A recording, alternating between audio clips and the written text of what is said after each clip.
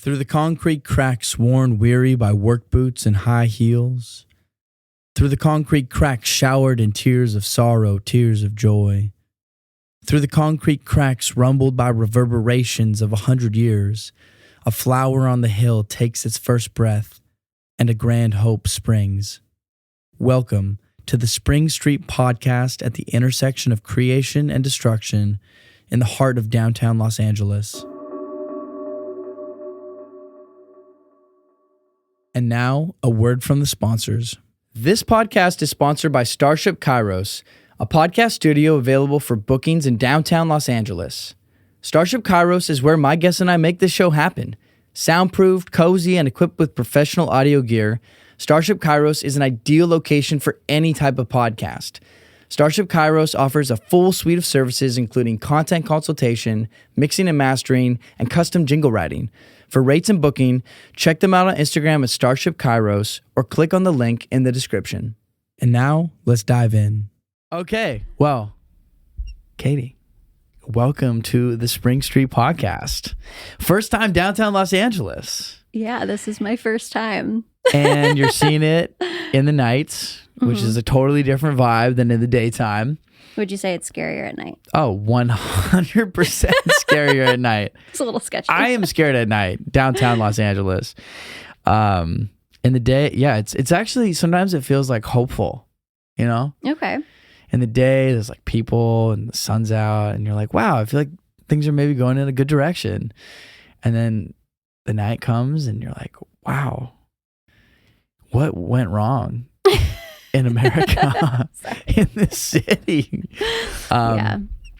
But that being said, it's a very interesting place. That's a whole other topic. Yeah. Not what we're here to talk about. Now we're back. Now we're recording for real. Was it for fake before? It was just a warm up. Okay. It was just the test, Testing. the test pod. But no, seriously, I'm really happy to have you on the show. I'm very fascinated, and it's cool to be interviewing you back to back just after interviewing Graham, because this is the first time that I've brought anybody from academia on the show, like you and Graham, but specifically to talk about issues regarding van life and vehicle residency. So, I would love to know, everything and anything about what you're doing, your dissertation, your Ph.D. But let's just start maybe with the simplest thing. What exactly is your dissertation? Okay. So, I guess I'll briefly tell you how it started. Yeah, and then please. I guess how I got here. So I was a practicing public librarian for 5 years. I worked in the adult and children's departments. Yes, I did story time. Amazing. Also in Spanish. Oh, okay. Yeah.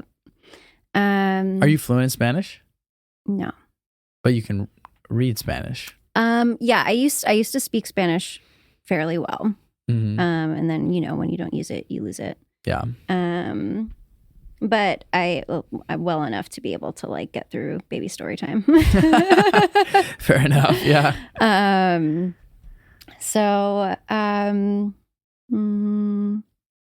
What was the question?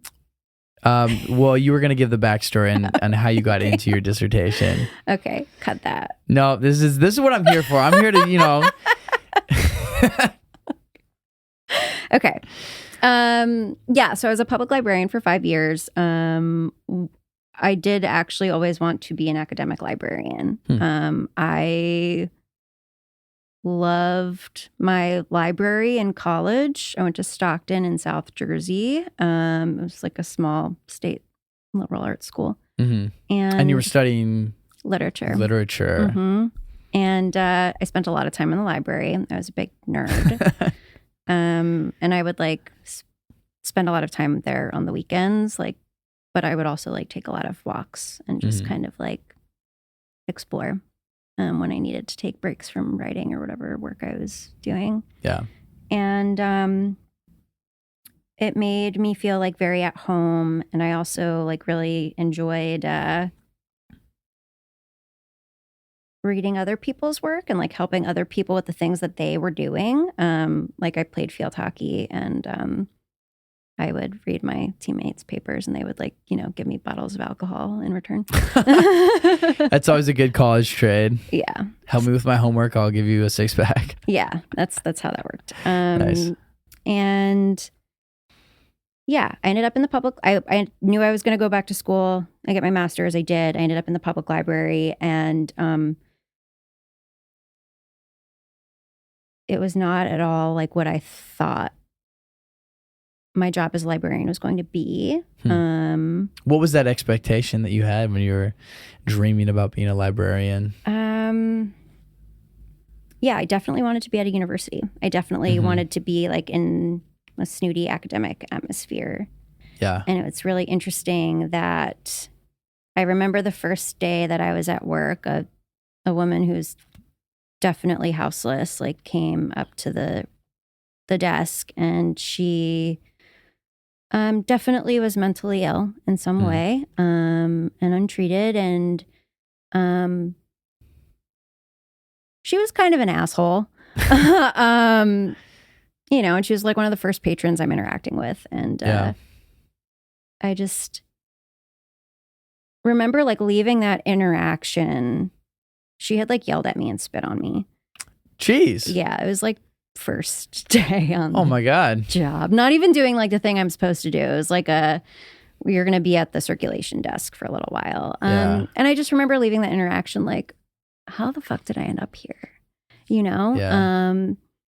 And then,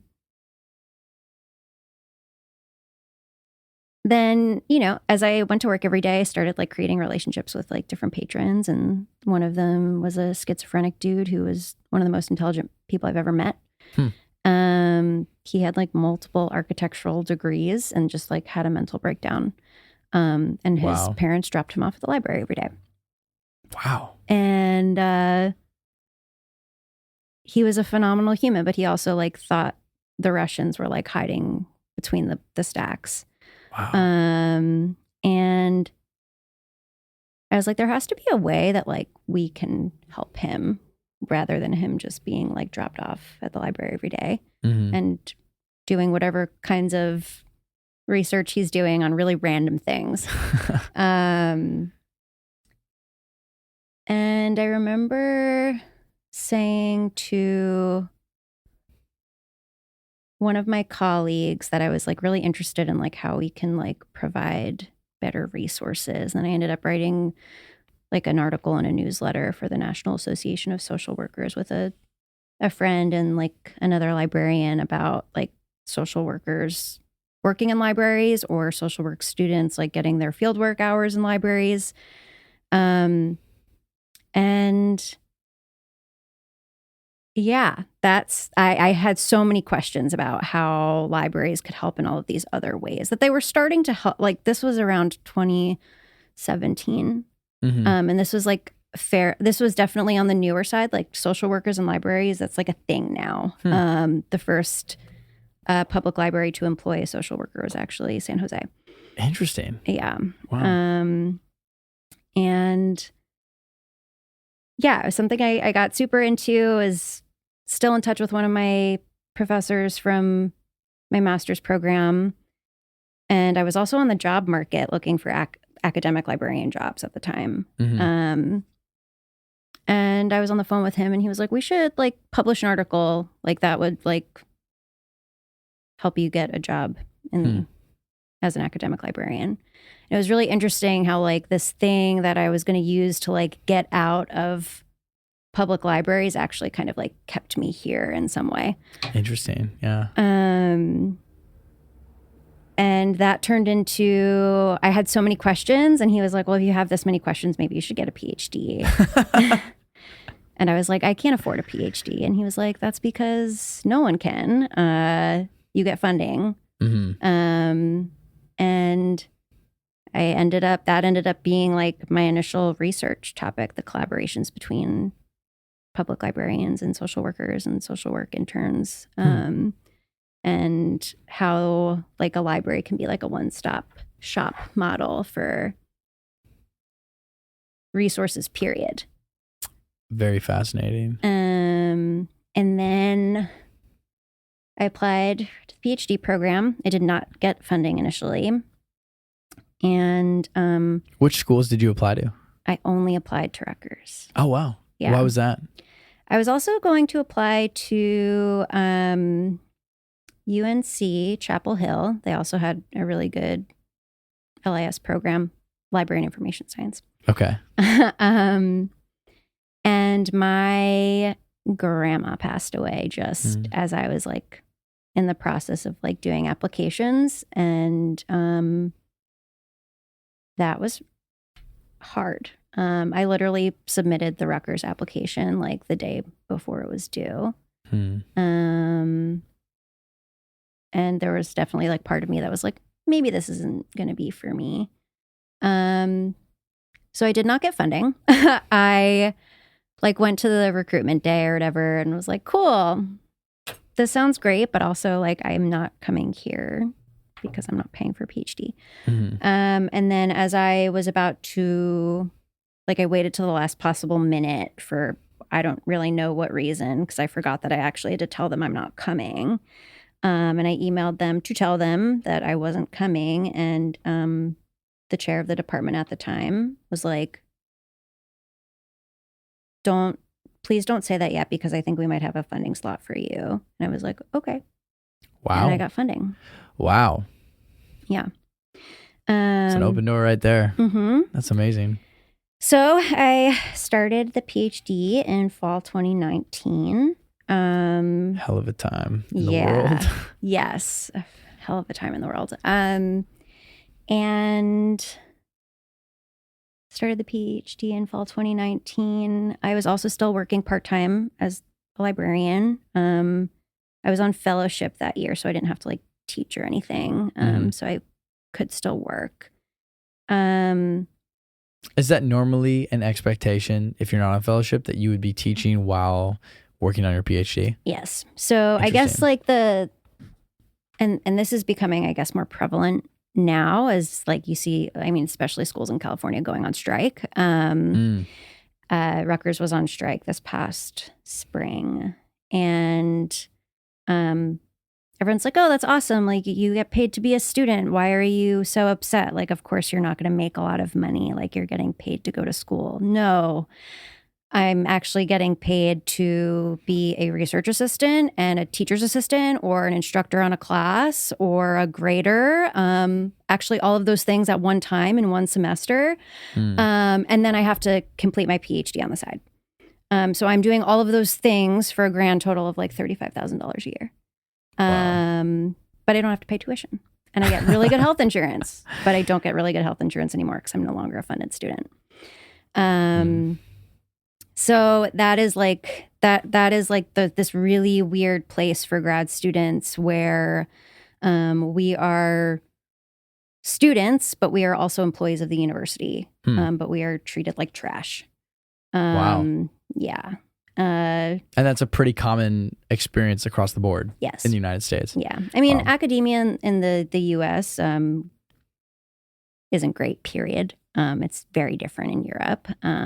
It's just like, I think, unfortunately, they're starting to adopt some of our models with like the tenure track being super like cutthroat, and like it's like the whole PhD is cutthroat. Why does everything have to be cutthroat?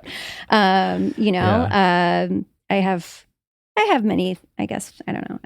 Let me not say that out loud. I would maybe like a job. room for improvement. Yes. We can say room for improvement in the academic world. Yeah. No, I totally want a job someday. Maybe make more than what I'm making right now. Oh my goodness. So yeah, was in school, started the semester, was like, what am I doing here? Everything sucks. This was a mistake. Started that winter break. That fall, my brother moved to Santa Cruz in his car and threw a bed in the back and was like, all right, going across the country. from New Jersey, literally coast to coast. Legend. Yes. Shout out. Yeah. Shout out to JoJo. And he's, I mean, I have 3 younger brothers, and we're all very different, but also very similar in some ways. And Joey just kind of like, he just does his own thing. Mm-hmm. But I've always admired him for that.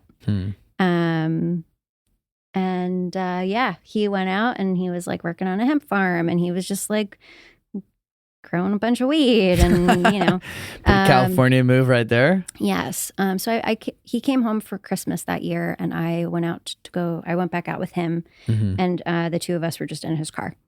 And would you guys sleep in the car too, together? Yep. Wow. On this twin bed. Just side by side. His head, my feet, my feet. You guys do that? Yeah. And Nice. it helps that I'm really tiny. Like, I slept great. And like, very truthfully, I do sleep really well in the car. Like, I've like being at my friend Megan's the last few nights, like in Beverly Hills, her bed is so comfortable. Yeah. In this Airbnb. I was sleeping better in my car, which feels really weird. I know the feeling. Yeah. Also, I just realized I've never been able to relate with somebody who's shared a vehicle with their sibling until now. So it wasn't for a whole year though. That's true. Yeah. That's, And I think we would have made it. He's going to listen to this and be like, she's fucking crazy. I honestly think that we probably could have, so long as we were like out in the nature, like not always in the car, big backyard. Well, definitely, yeah. But I think there are many things that he and I do very well together, and like I don't know if he realizes this or not, but he's very good at like understanding silence. Like when you need it and when you don't. And that is something I've always appreciated about him. And I can just be the same me that I would be whether he was there or not. And what's the age difference between you two? So I'm 31 and he's 27. Okay. And then Paul is 23. Paul is very intense. That's a much younger brother. Yeah. And then Mikey is 21. Whoa. Yeah. So we're 10 years apart. Yeah, it's a big spread.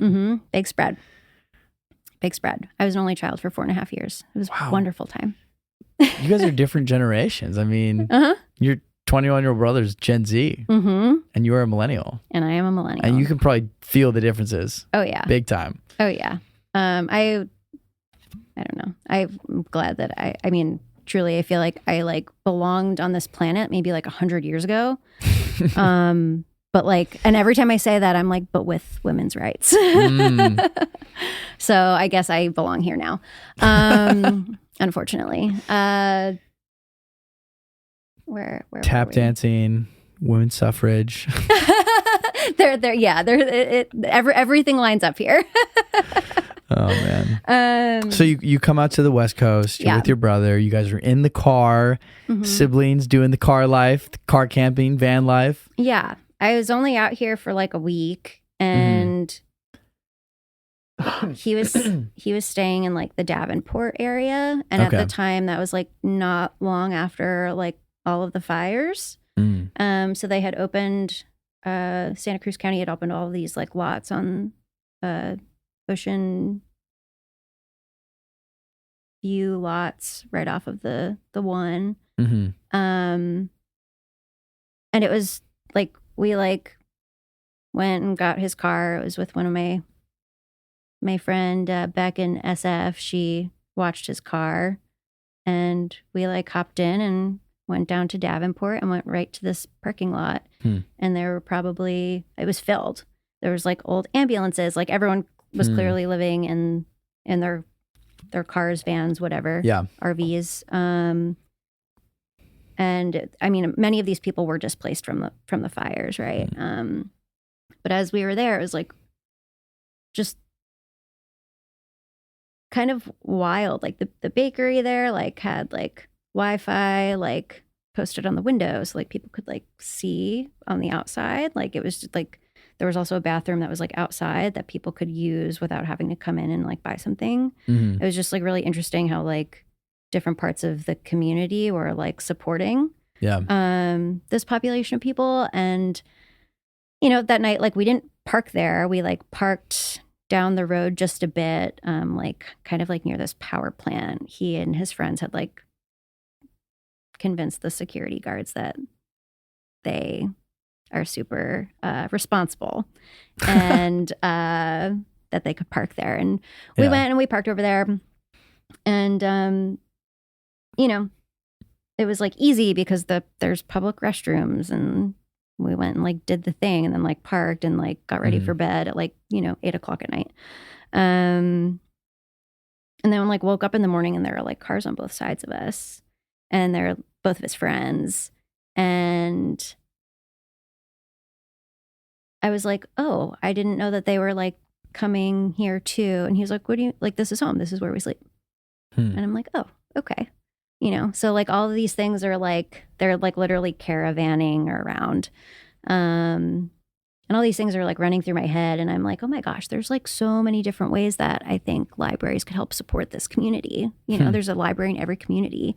Yeah. Not everyone, most of them. I mean, every major city. Yeah. Oh, absolutely. But also like towns. And,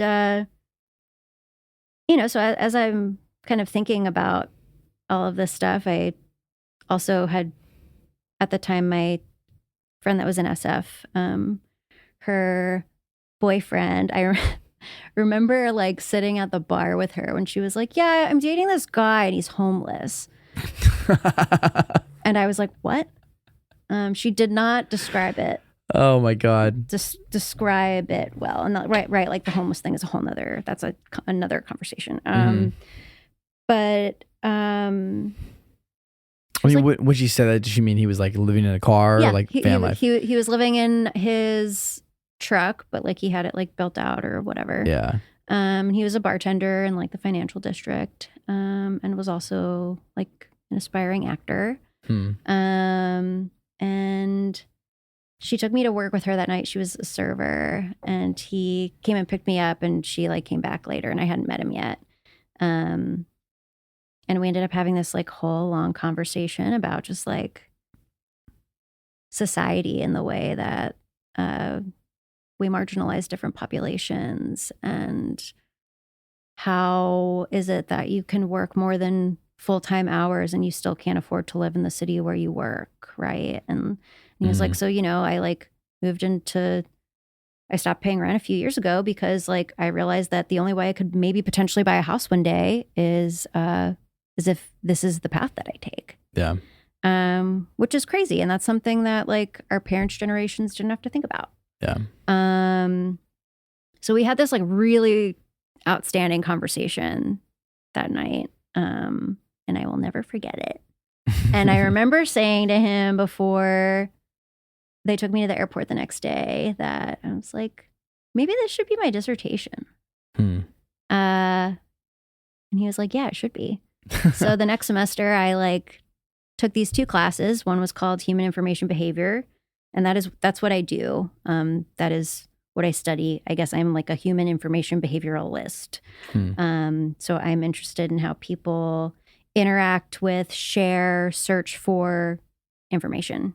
Interesting. Right. And we usually do that in some kind of context. So this is my context. People living in vehicles. Because it's kind of really interesting how we have this like whole system set up, at least in terms of like information behavior. We think about like the information seeker as like stationary, when it's crazy because especially with technology, everyone's mobile. Like actually society is set up perfectly for living in a vehicle. But it's illegal. So like how to make that make sense. Yeah. Well, it's interesting being in Los Angeles, because in Los Angeles, I don't believe that it's illegal to live in your car but also too, there's a certain sense of lawlessness in Los Angeles. There's a certain degree to which a lot of things, I mean, you saw the way that guy was driving downtown LA, just fully red light cuts in front of us, just, goes through, it doesn't even matter. There's a certain degree to which in LA, there's a bar of escalation that like you would have to, a threshold that you would have to exceed for the police to do anything.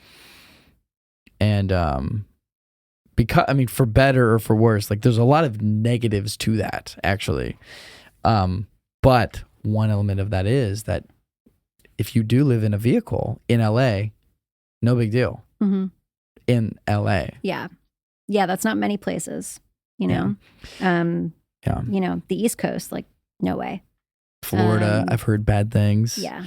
Australia, I've heard it's illegal to live in a van in Australia. I was talking to a van lifer out there.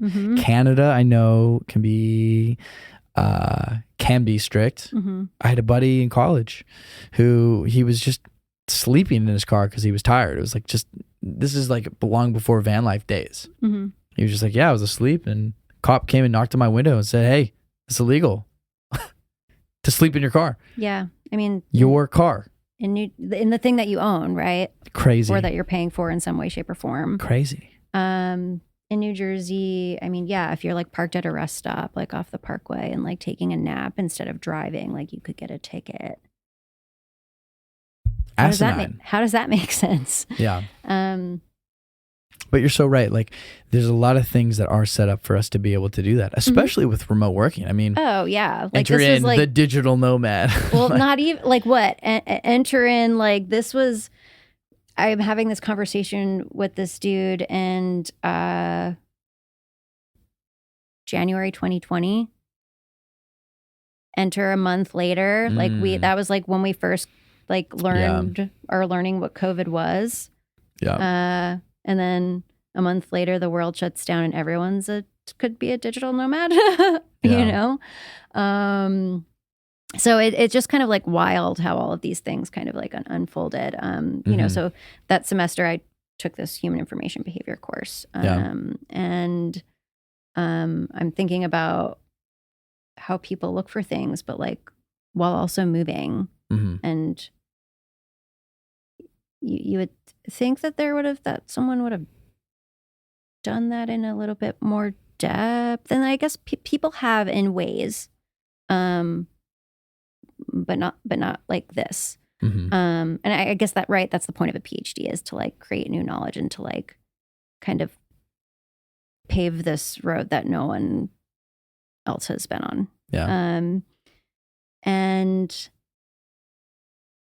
I also took a qualitative research class. I'm a qualitative researcher. Yes, I don't do surveys. Interesting. I think it's real. I think that there's definitely like we need quantitative research. That I'm not at all saying, but for me personally, and the things that I'm interested in, the types of questions that I have are always like how and why. Not how many. Or like I don't quite understand how you can like ask someone a question about how they're feeling and they have to put it on a scale of 1 to 10. Yeah. That number is relative for everyone. So what does that mean? I don't know. Yeah. So in your research, I mean, we just did, I just gave you a tour of my van, and other people have been giving you tours of their rigs, and you've been doing interviews. How exactly does that fit into your research and your dissertation, and how do you sift through all of that information? First off, how many, for a qualitative or quantitative number, how many interviews are you actually like trying to do? So I guess like the thing with qualitative research is you want to like reach saturation, and what that means is you want to be hearing the same or once you start hearing similar things in your interviews, you after a period of time, you know that this is kind of like what it is. Yeah. These are like your like basic initial findings. I have actually hit saturation. And how many interviews have you done? I think you're 22. 22. Wow. Mm-hmm. I was not planning on doing this many. Yeah, that's a lot. Was not planning on doing this many. Mm-hmm. It's going to be a lot of data to sift through. I don't know. I'll probably like try to write a book or something, I think. Wow. Because I'll just like have so many things. And like, that's like the cool part is I have all of this data, but like I can shape whatever the dissertation is going to be. But then I have all of this to do all of these other really cool things too. Mm-hmm. And I was in Santa Cruz this summer. Well, actually, like, let me rein that back in.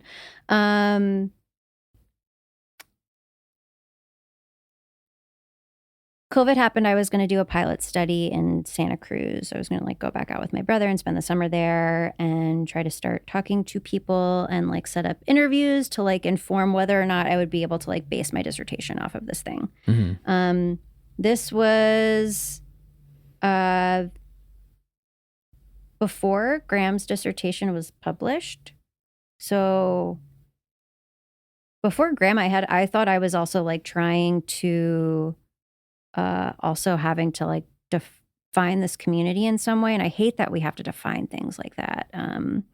I hate that everyone's like, cool, okay, what is the sample population, right? And I'm just like, they're human beings. But right, that's not the research world. Like I hate that. Like I have to like sit here and try to categorize and like describe. But also those things are important in different ways, right? And I was like getting lost in the sauce trying to figure out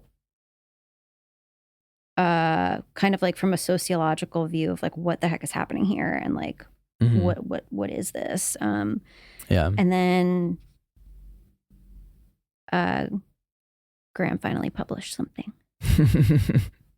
He was like finishing up his PhD as I was starting mine. Yeah.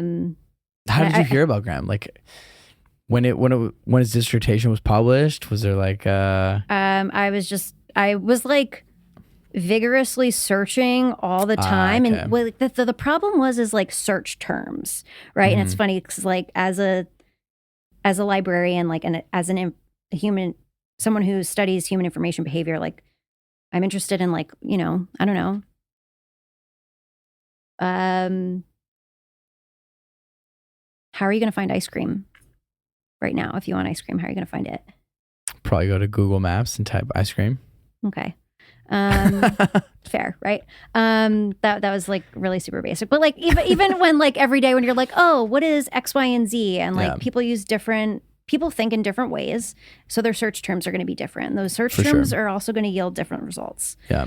I didn't even know what to call this population to understand, like to see if there was even like research out there. So I was like literally like van dweller, vehicle dweller.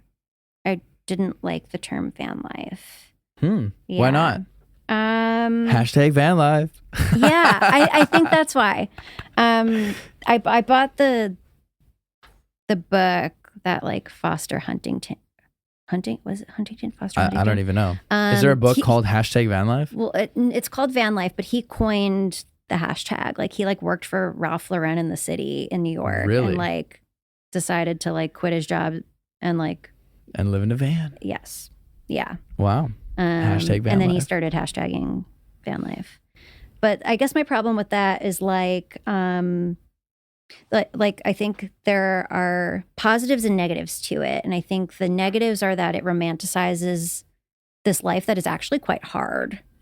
Right. And many people are choosing to do this too, which I think is phenomenal. But then there are also people who do not get to choose. Right. But I think that there's like this, like, it can be used as like a stigmatization strategy, right? That like, now it's like, okay, well, like that person over there is living in their car and technically so am I. And it might not be this built out van, but it's like, okay, at the end of the day, we're still kind of we're living in a vehicle that moves, and we still have the same basic human needs. Mm-hmm. So I think there are ways that we can like use this in like a positive way. But I guess that like when I first started doing this work, I was like more interested in like, I guess, lower social class. And like Graham and I had talked about this, and I'm sure you guys probably did too, that like there are just like living in a house, you know, it's like, okay, cool. You have a studio apartment or a 1-bedroom or a 2-bedroom or like a townhouse or condo or townhouse, house, mansion, whatever. It's the same thing. There's always going to be a class system, you know, and like one of my participants from this past summer, he was like, even on the lowest rungs of society, like we still have a class system. Mm-hmm. You know, and it's like, okay, you've got this person in a Prius or Honda Civic or whatever, and then you've got this person in a cool Mercedes van. Oh man. Or a bus. Sorry, that was not a dig. Don't hate me. No, it's funny. It's all. I mean, I completely understand what you're saying, and I also see it on a daily basis. I mean, one of the parking lots that I park in, I share that parking lot with people who live in RVs that are like surrounded by trash. And is that the one you're in right now? that parking lot? No, I do not stay in that parking lot. Okay. Overnight, that is. It's so varied. And the parking lot that I stay in sometimes is across the street from the climbing gym. And there are that has a shower. That has a shower and a sauna and towel service. Best deal ever. Which climbing gym? Cliffs of Id. Say it again? Cliffs of Id. It's Cliffs a touchstone gym. Yeah. Okay. Yeah, you should check it out. It's awesome. In that parking lot, there's like a whole, they got shoes. They got chalk. They got you.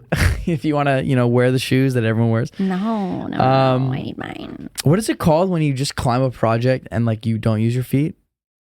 What is that called? Campusing? Is that what that's called? Campusing. Campusing. There's a name for it. Yes, it's going to drive me nuts. But yeah, when you don't use your feet, you could do that. That's true. My upper body strength right now is dwindling from the past few weeks of being in my car. I don't even know that I could do that. But anyways, this parking lot, it has everything. I mean, there's like I'm not going to get into specifics because I'm not going to like blow up your spot, blow up the spot or anybody's rig, but there are small vans and even smaller vans and bigger vans and RVs and cars, and it's a little bit of everything. Maybe a Jeep Compass. Yeah, check it out. It's not a bad spot, actually. I can give you some recs for sure if you need them, by the way. You know, yeah, that is definitely something that's very much a part of my life, being a van lifer in Los Angeles. Yeah. So, yeah, I'm very attuned to that.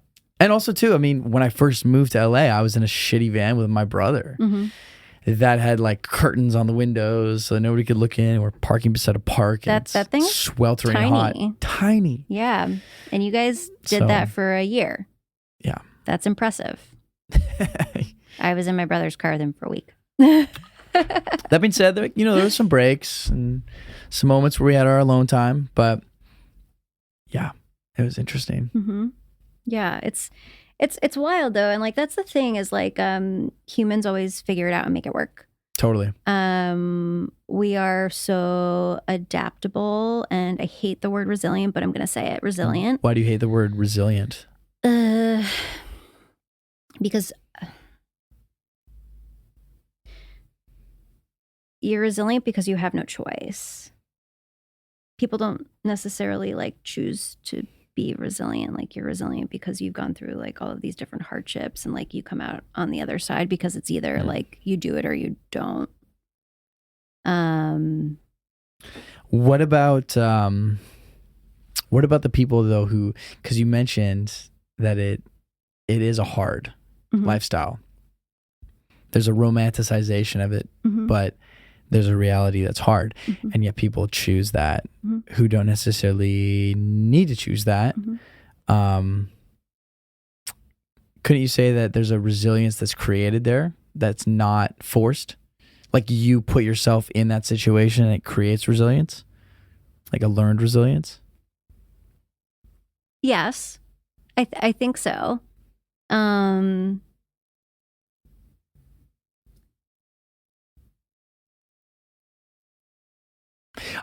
do think there is a caveat too that I want to clarify, okay. which I think is interesting. Like the choosing to live in the van situation, you know, I think in a way it can be a bit of like apples and oranges, like one hard situation traded for another. Yeah. Like your hard situation might be like, damn, it's like, it's not easy to pay rent.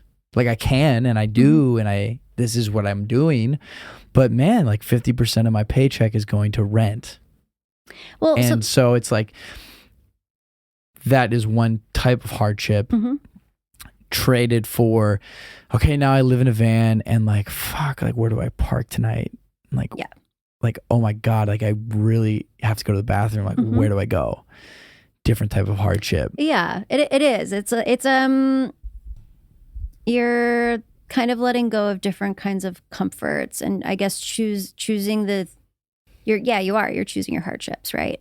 I don't know, like last week or the week before when I was at the RTR, I was dehydrated, also probably exhausted. Like I was barfing all night. No way. And it was terrible. Oh, man. And I'm not barfing in a toilet that you could just flush and forget that happened sucks. You know, oh my but God, also that's like brutal. That it was brutal, but also like at the same time, like, I don't know, the next morning I was still barfing, but I like moved my car in a way that like no one else could see me. I opened the trunk and I literally only saw the desert, and there was a beautiful breeze, and I fell asleep until 4:00 in the afternoon. And I woke up and I was like, wow, I feel freaking awesome. Wow. You know, so it's like, it's a give and take. Right. So like bringing this back to resilience, I think, yeah, you can choose to be resilient or not, right? Because if you don't, then what? Yeah. You know, like, I don't know, was I just going to keep barfing on myself? You know? Yeah. Or like, I don't know. I think we could probably have a whole podcast just on resilience. Wow. Just on the words that you hate. I didn't say that I hated it. Did I say that I hated it? Let's go back and replay the clip. I might have. Let me rephrase. Are there any other words that you hate? Yeah, I probably. Yeah, probably. I mean that could be yes, a whole definitely. Other. Yes, definitely. There are words that we hate. That probably goes without saying. Yeah. Yes. Yeah. I definitely hate words. That's crazy. I mean, oh my God, I'm like so. Like we're not gonna go down this rabbit hole, but like for just like briefly for a moment, like it is. It's just like, it's so fascinating to me, like how powerful words are. Yeah. And like what is a word? You know, it's like this articulation of these muscles that we have, like, and this sound and this like breath and air and move and like, but then they mean something. And suddenly it's like you could completely like shatter somebody's life or like tell somebody I love you. I mean, what? Like that's crazy. That to me is like so fascinating. And it's kind of funny. You were talking about like, you know, swearing like before we got on the podcast, like try not to swear, which you've been doing good. I'm You've been doing great. Genuinely trying. that's something that always fascinated me. I grew up in like a really conservative evangelical household. No swearing. In fact, no like even like second tier like swear words, like, and because of growing up in that way, I was really fascinated by like, well, why do these words like have this weight more than other words? Yeah, it's because we give them that weight, right? So like, even thinking back to like the word resilience, like it's people interpret things the way that they're going to interpret them based on their own experiences, right? So like, even though this word may have like a definition, and I may not love parts of resilience, right? But like also like we've all been down these roads where like we've all had to be resilient in certain ways. And I guess that's the thing is like we had to be resilient, right? And I guess that is where my thing is, because it's usually like this unfortunate circumstance. Yeah. I think there's maybe like a different, or I think at least when me personally, when I'm using the word resilience, it's usually because like you had to overcome some hardship, right? But there is definitely like a positive way to view resilience, absolutely. And there are other ways to think about it. When I'm thinking about resilience and like my own self and my own life, like that's how it's like, well, I mean, yeah, I guess I have a choice. I could just like not, but also am I going to just not? Probably not. Yeah. I mean, I guess you're right. Like typically when we're thinking about resilience as like an attribute or a quality of somebody, it's in light of a situation that they went through that was unenviable. Yeah. So yeah, there's something to be said about that for sure. But that's also just the way that like, I don't know, that's just me and my thing. Like there are definitely like positives to resilience when you're thinking about like athletes, right? Athletes are resilient. And they choose to put themselves in that stress. But I guess at the same time, you could say like that I guess it's also the same, right? Because they could also choose not to, but then they wouldn't be a very good athlete, right? So I don't know. It's like, it's complicated. You mentioned that you had reached saturation in your sample size. So just to reiterate, you said that when you reach saturation, that means you're kind of hearing a lot of the same things, repeated themes. What are some of these repeated themes that you've heard? No. Oh, is this top secret? This is my data. Okay. I mean, I can probably guess. You don't have to verify these. It's interesting. I've never really thought about that. I've never like heard of that before.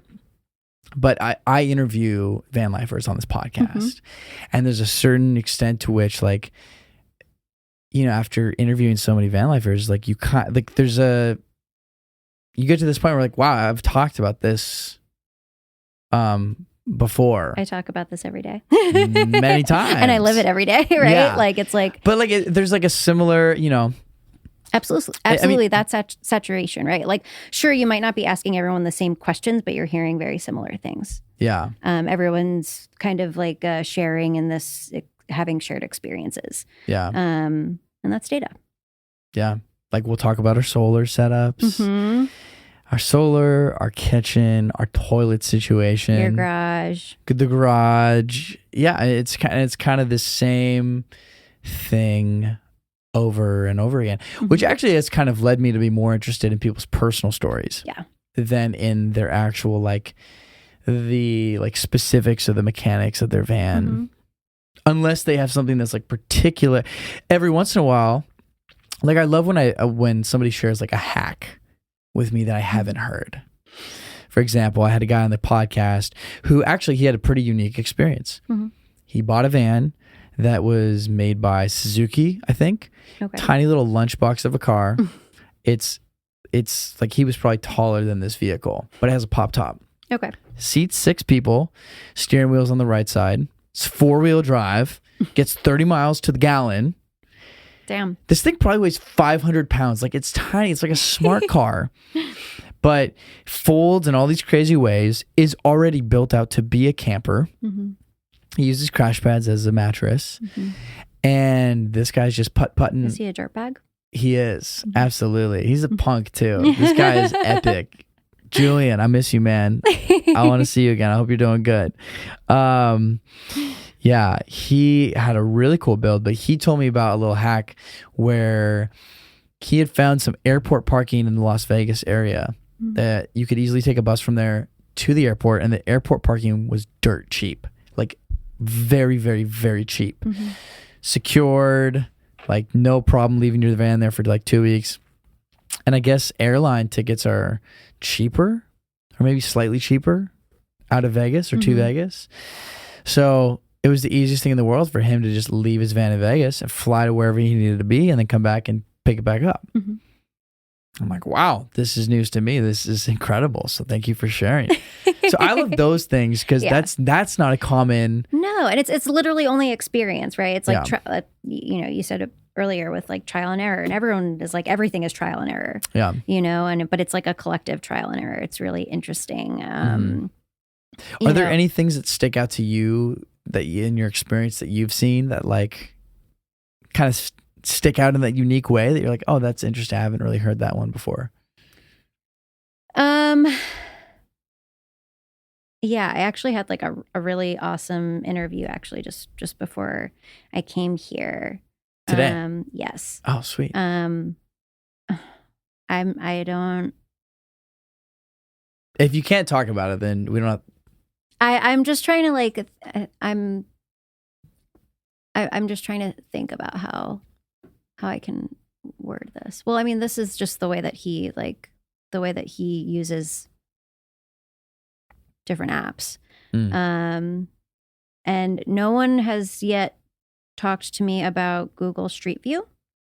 And it was really interesting that he talked about a lot like of place and like his environment, and like before he'll find a place to park, like he checks it out on Street View, and like he'll actually zoom in and look at signs. Whoa. Yeah. Okay. Big brand over here, this guy. Yeah. That's cool. And I was like, oh wow, like no one has said that. Like, and that's interesting. Yeah. And that's like super fascinating. That you'll like kind of like check this area out before you go, because we can do that now. Yeah. But then also and I was like, will you kind of like, give like the laws a look, like to see where you can be? And he was like, well, no, because like ignorance is also bliss, right? And like I can be like, well, this is what the sign says, right? So then at least I know that I can like default to the sign. So I don't want to know too much, but I also want to be semi-informed. Yeah. So it's really interesting how like all of these choices are kind of made to choose these different like places to park, or like to choose whether or not you're even going to go to an area based on whether or not you can park there and what it looks like getting like a vibe, a lot of people talk about like their intuition. Yep. And whether or not like you can feel whether or not it's okay to be where you are. Like legal aspects and policies aside. So it's really interesting how like so many people that I've talked to they use apps that are created in one way, and they actually are using them in tandem with other apps because they're kind of like this, like iOverlander doesn't have like some of the features that like Free Roam has, in terms of like the like I don't think iOverlander you can like look at BLM land. Interesting. Or like they don't have like better, or it's not like clear where it's designated like on the map. Like there are different overlays I think that probably could make iOverlander like more comprehensive. And so it like, and that's like the stuff that I'm interested in as like a person interested in like resources, is like how people are using the resources that they already have, because there aren't resources that already exist in the ways that they think would be useful. So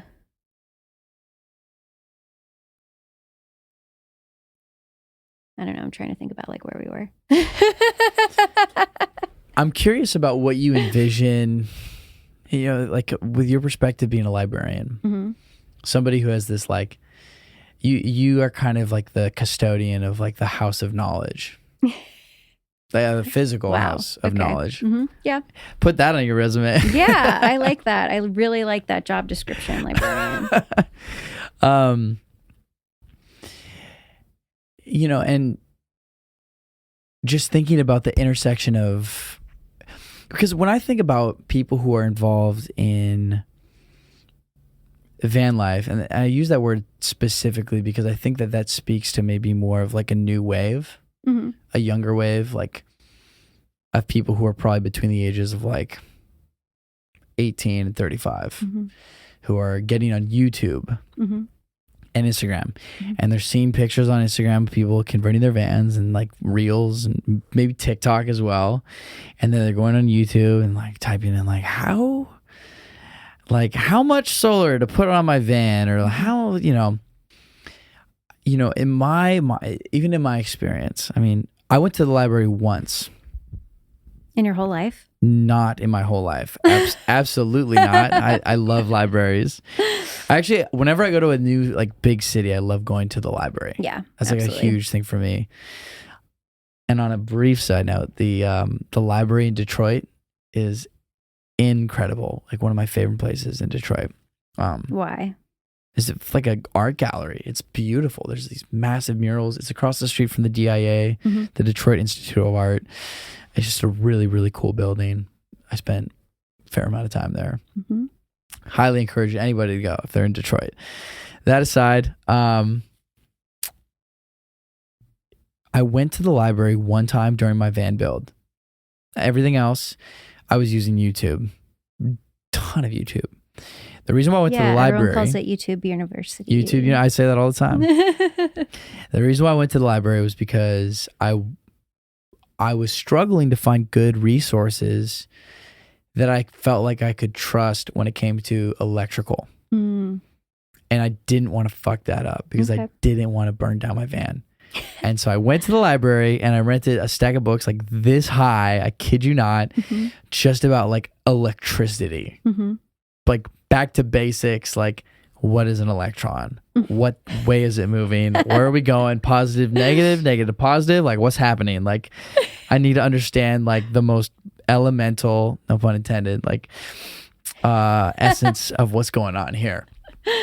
And so and this is what I did. And that was like super helpful to me. So considering that. What year was that? This was in 2021. Okay. Yeah. So when you think about resources for the community, like that whole community, not just van lifers, but like vehicle dwellers, vehicle residency, access, what does that look like for you? What do you envision in like a dream world that you think would really connect with like the breadth of that group? So, when I was talking earlier about like social workers and libraries and like this one-stop shop model, it's really interesting. In interviews, I have a magic wand question, right? Yeah. So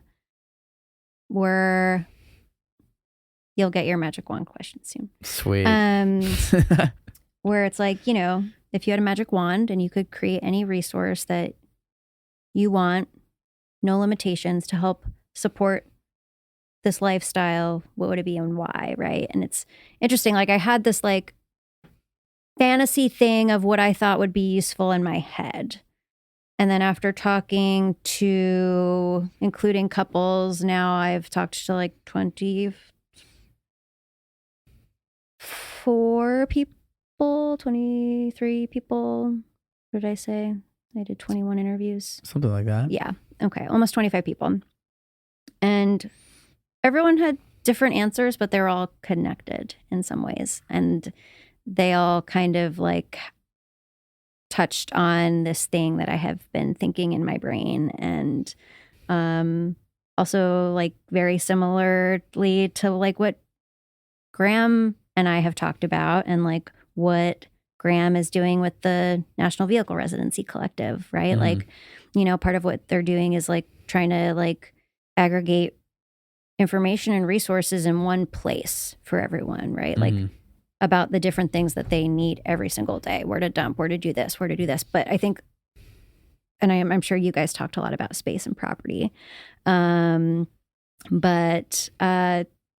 having a place to do all of this stuff, but like, you know, having like kind of like a long-term, I don't know, visitor area, LTVA area. Yeah, he mentioned that.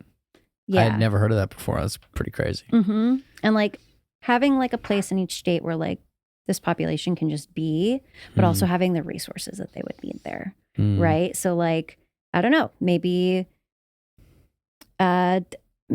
maybe there are kind of like these vehicle villages that exist that have social services available, right? Like also just any kinds of information resources you might need, but also to have a place to like simply exist, because a lot of what everyone needs to worry about is whether or not they can exist in the place they're in. Right. You know, like very basic human needs, like are the things that this community needs on a daily basis, and also the things that they are deprived of. So, or like, whether it is like a one-stop shop in place form, but also app form. Interesting. Yeah. So like, you know, being able to easily like find all of these things like in some geographic map. I'm just like throwing thoughts together. Yeah. I don't know what this would actually look like, but I think we could do it one day. For all the software engineers out there. Yeah. Tune in. Let's build this app. We need you. I need to get some kind of funding first. It's out there. Yeah. I'm sure we can make this happen. Yeah, I think we could figure it out. But yeah, like a space where like people could come and be and dump and like grab a shower, or also like if like, you know, part of it is like mail, and also part of it is food stamps, and like part of it is like so many of the things that you need to partake in society, you need a physical address for. You know, it's libraries, like what the library that I worked at was a bit antiquated in ways, right? Like if you didn't have an address, you could really only get a guest pass, and like many libraries are doing away with that, which I think is phenomenal, and like that also helps support this lifestyle and community in many ways. But like even health insurance, right? Like everything is like based on like where you are. So we have to create these like other spaces and places, but also that hold those resources like for this community. And the thing is like this isn't going away, especially with like, you know, the rise in cost of living, and like there's a lot of layoffs going on right now, and no one's paycheck is kind of growing with the rise of inflation. Like we're still getting paid the same trash, but like everything else is more expensive, and we're somehow expected to live, right? So there's a large part of the population, the people who are choosing not to do this, that like they don't want to work 24/7 to pay for the shoebox of an apartment that they're paying for, right? So they take that money and they're putting it into something on four wheels, and now they can work a little bit less in some instances and enjoy like life and the outdoors, and like be closer to the things that they enjoy. And like the thing is like in the last few weeks of like being like immersed in this community, everyone has some kind of hardship, but everyone is like happy. And that is really a phenomenal thing. Everyone I've talked to, they're just like no regrets. You know? Yeah. And that's really cool that they're doing this thing that is like really counter to everything that they grew up in and were taught, and like this is how society like thinks and expects you to be, and like, but actually that doesn't work for many humans anymore. Like the way that things function in this society doesn't actually quite work for us. And like truthfully, like we've always been like mobile people, right? Like travelers are not new. Nomads, that's not a new concept. Yeah, it's a pretty ancient one. Yeah. It's the first one. Yeah. We didn't start as an agrarian society. No, we did not, right? Like moving around was what people have always done. Right. But then like land was bought up and then you owned property, and now all of a sudden like that land that wasn't anyone's to own, like what is it now? And whether or not like can you be there? Can you not be there? And that's like where a lot of this gets like really, really sticky. And that's like why Graham's work is so important. Because he's looking at a lot of that stuff, right? So like, you know, going back to like when I was like trying to figure out what the heck, how do I talk about this community? Like how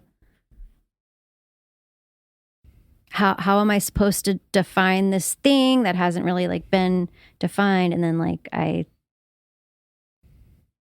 found Graham's work and I was like, oh, this is it. It's vehicle residency. Like that is the way that like this needs to be defined, because it encompasses all of the above. I liked what he said, 1 tent, many camps. Yes. Yeah, 1 tent, many camps. I love that. And he has this really inclusive like framework of talking about this. And I think that is like so important because like, you know, and also the work he's doing with NVRC, like it's for everyone.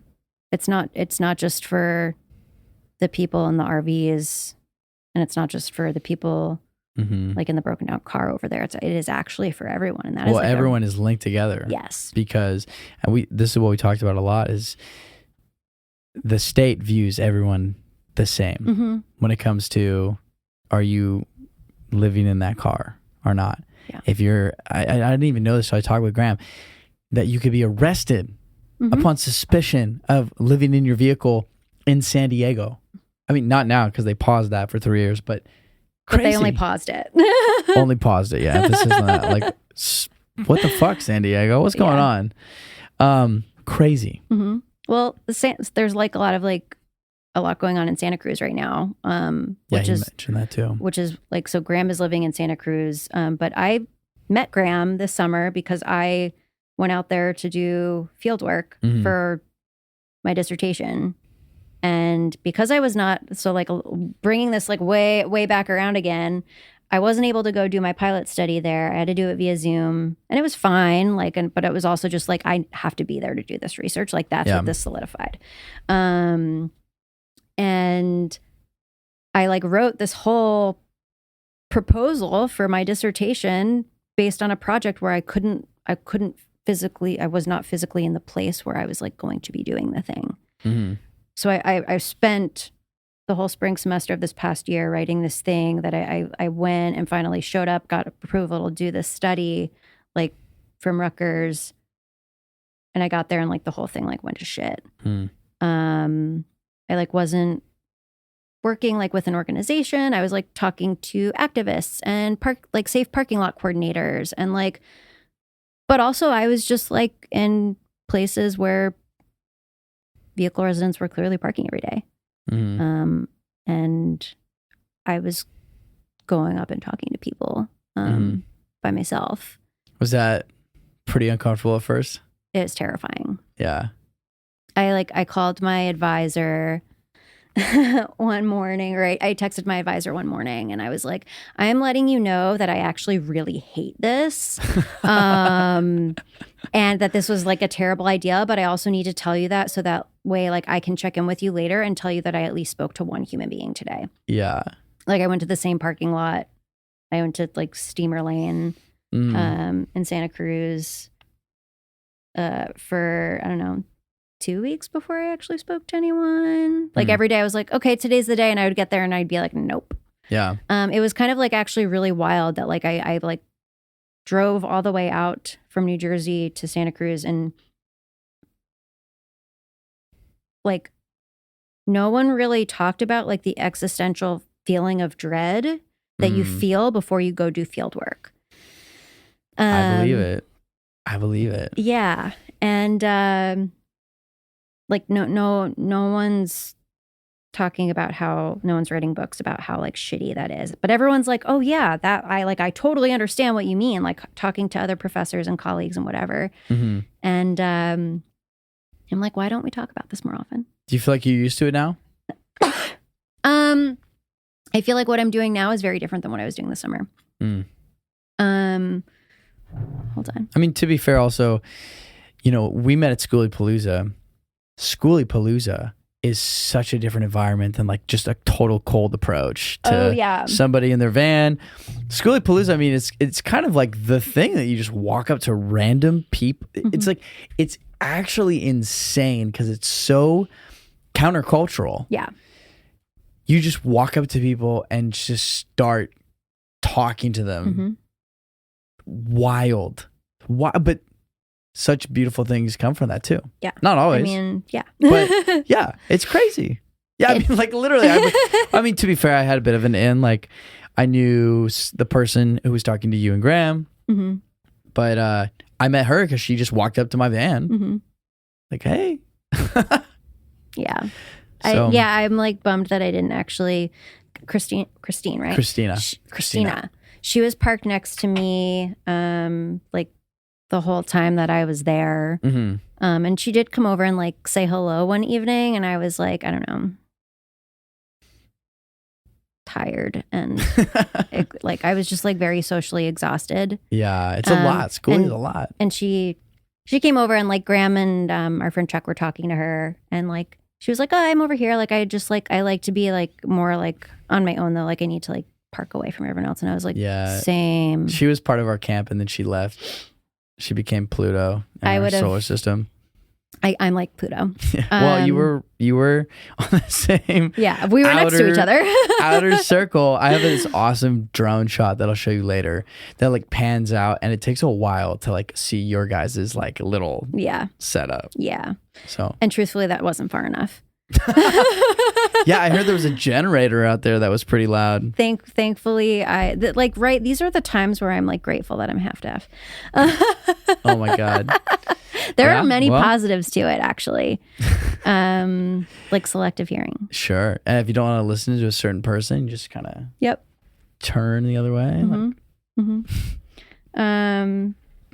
Yeah, Schoolypalooza was a lot. But also, like, and I'm definitely like I guess I would characterize myself as like an extroverted introvert. Okay. I'm definitely like a people person. I love meeting new human beings, but fuck, I love my alone time, and I need it to be able to function. Yeah, I feel that. I think like most people living in a vehicle do, right? But then you put everyone together, and it's so many different personalities, and it's so many like people like so excited and like high on life, and like it was just a lot, and I wasn't doing like a great job of like taking care of myself, like so I was like functioning the whole time from like a deficit. Yeah. What day did you get to Schooly? Saturday. So you left on Monday. Okay, so you were just there for the weekend. Yeah. So it was your first Schooly. First Schooly. I did the same thing last year. Okay, last year was your first one. Okay. My first Schooly, I showed up on the weekend. I was probably there maybe also Saturday, like Saturday, Sunday kind of vibe. Maybe it was a Friday, Saturday, Sunday vibe. But yeah. Changed a lot of things for me. Yeah, it's a crazy wild ride. How did you spend your days? Saturday, Sunday, Monday? Everything I feel like blends together when you're in the desert. We got there Saturday afternoon-ish. So we like parked in one spot, and then we ended up like walking and like finding the people that we knew we were gonna like meet up with, because it was just easier to do it that way rather than like continuously like driving around. Yeah. You know, like I like walked by the library bus, and I was like nervous. I like didn't go. I was like, there were just so many people that I kind of like shut down. Oh, yeah. So like what I found for me was like being in an environment for a little while to like get comfortable first before I can start even like, and like kind of trying to like understand what's happening before I can even start being like, okay, who am I going to, who might want to talk to me? And how am I even going to be able to like speak to them? Right. Yeah. So like, you know, this past summer, I was literally like going up to people randomly, which is kind of terrifying. I was trying to, you know, and this is going to like affect my sample, that I was like trying to like look for vehicles where there were women present, you know, and it took some time, but I had like kind of like found a little community who were filled with like really amazing people, and like it was really interesting, like their mobility patterns throughout the day based on parking regulations, and like also based on like whether or not they had like internet or cell service. You know, so this summer was like terrifying. And then like one of the people that I had like been interacting with for a while, who like other people referred to him as like the mayor of the parking lot. Like there's this whole like system, which is like, that's how anything works. Right. Yeah. And, he like let me know one day, and like I knew that this was coming just based on our interactions. And he was like, yeah, I don't want to do this anymore. Like I have better things to do with my time than like talk to you about like my struggles. And I'm like, and like, that's totally true and fair. And like, that's like the last thing that like I want to do. Right. But it was also like weird because I think this past summer, I mean, I learned a lot, right? Like that is also the reason, like if the summer turned out the way that I wanted it to, my dissertation wouldn't be what it is. I probably wouldn't have had like come to the Rubber Tramp Rendezvous or Schoolypalooza, and like I'm heading out to Van 8 this week. Cool. And after like this blow, multiple other people that I was talking to like started flaking out, and I was like, shit, like now what? And like these are things that happen whenever you're doing any kind of like ethnographic work where you are like situating yourself in a community and trying to understand what's happening, also as an outsider. Relationships period are difficult, right? And navigating them, that's really hard. And like there is no how-to guide on how to navigate relationships while doing ethnographic work. There's just not, because everything is so different and relative. And I was in touch with a local activist in Santa Cruz this summer, who gave me contact info for many people, and one of them was Graham. And I was like, no shit, I cite him. A little starstruck moment. I was, yeah. I like texted him, and he was like so super cool. And we set up a meeting, and I was like, oh my God, this man is phenomenal. Yeah. It was like, oh my gosh, someone who like this was like the piece of the puzzle that I needed, because I was like worried. I was like trying to look at all of the wrong things, right? Like I am a librarian. I am an information scientist. I look at things from an information perspective, right? Like I'm not actually like I am not trained to do this thing that I was like thought I had to do because I didn't see this done anywhere else, right? And then like Graham finished his PhD, and now he's publishing, and that's amazing. But he did the hard part, right? Like he had to figure out how this community is functioning and what's happening here, and like, you know, creating this organization that like it fights for civil human rights for this population, right? And like all of these other things that it does, and like pushes back against policies, and like and connecting people and creating relationships, and like that was the thing that like needed to happen for me to like be able to actually see my work for what it can be. Right. So I ended up meeting up with him. He was like, oh, I'm actually going to be in Santa Cruz at the end of it was October, I think. I was like, okay, sweet. So we went and had lunch, and like, it was like 6 hours later and I was like, maybe I'm going to school. Maybe I'm going to the RTR in Schoolapalooza. I don't know. I guess we'll see. He was like, you got to come. I was like, all right, okay. You know, at that point I like, sure, I had been doing field work all summer, but like, I didn't have enough to do a dissertation. Yeah. And I spent 4 months between like sleeping in my car and mostly living on my brother's couch and like cleaning their house all summer. But also like so grateful for that experience too. Like my brother and his 3 roommates, like this work was like so emotionally taxing, and it was really cool to like come home every day to them, and everyone's like, so what happened today? Like, what did you learn? Like, what about this? Like, everyone was like very invested, and it was like a genuine group of human beings who, like, I think I would have lost my sanity this summer, like if I didn't get to come home to them every day. So it was like very cool. And like, I mean, I have good friends like in Santa Cruz, my best friend's in Sausalito, like my college roommate is in Mountain View, right? So like I have like all of these people that are actually like in this area where I had this like really cool support system to like do this like super taxing work, and was just like pushing forward and had no idea what the fuck I was doing. Yeah. You know, so like, and then I met Graham. Like, so like all of those things though, like needed to happen for me to like learn how to do better work. Yeah. Right. And when I sat down with Graham, I was just like, I don't know, maybe this isn't my dissertation. Like maybe this isn't the work. Maybe I don't know. I don't really know. But I was convinced that I never wanted to do field work again. Yeah.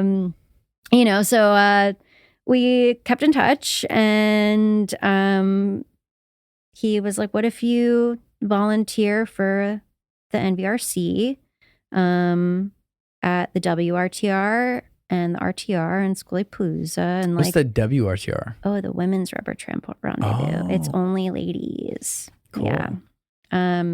That was actually like quite nice that like I showed up and like that's all it was. And it kind of worked out really well. And what I'm very grateful for at the RTRs is that I like had a flyer, like very old school, where you could like take my name and number. Wow. I think I put like 7 of them up, and each one had like 15 of them. I think probably almost 60 people contacted me. Like I'm only one person, right? So it was like this complete opposite. Like this summer, I really struggled, like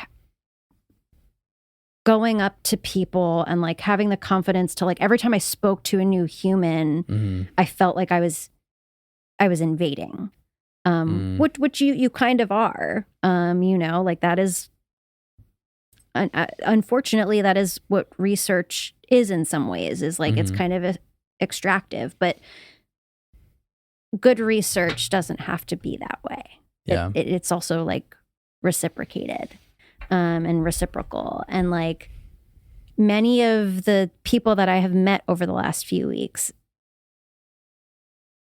there's just like so much more than the interview, right? Like I made all of these like really amazing connections, and it's really cool that like participants are also referring to me as friend, and that I like I'm actually still like talking to many of them every day. That's cool. And that I'm meeting up with a group of them at Vanlife, and like I'm meeting up with Tyler and Gabby and Riggins and Joshua Tree, right? Like like awesome. I'm like it's very cool. Like I do genuinely like being in the desert with these people over the last few weeks. Like I genuinely care about so many of them, and have learned so much more than like just like about their information resources and like how they support themselves in this lifestyle.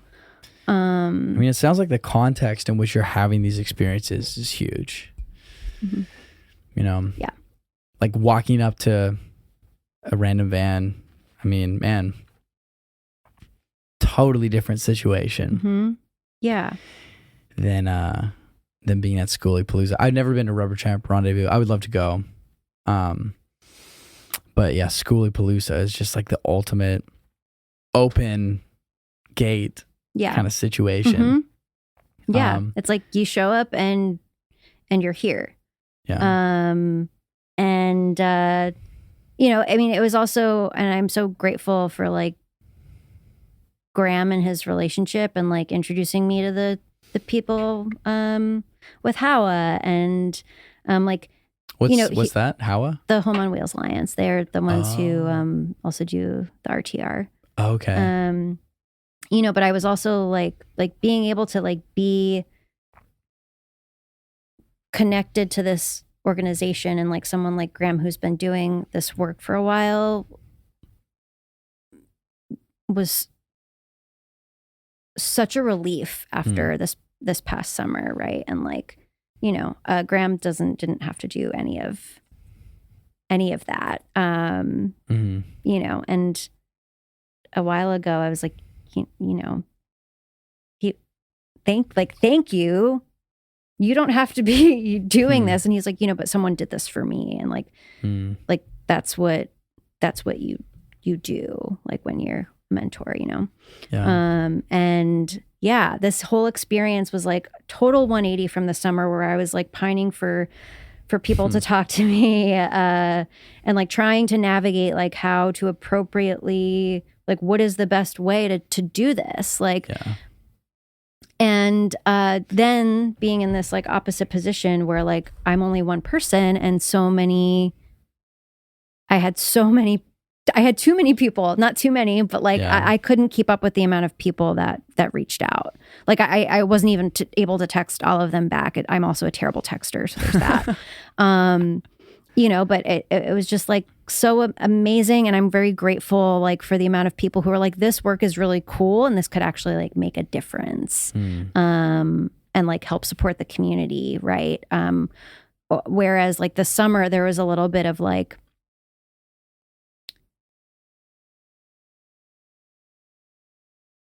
it felt like there was this pressure that like this pressure was like put on me. And I think it was also communication, like lack of communication or like misinterpretation where it kind of felt like some participants like I thought that I was there to like save them in some way.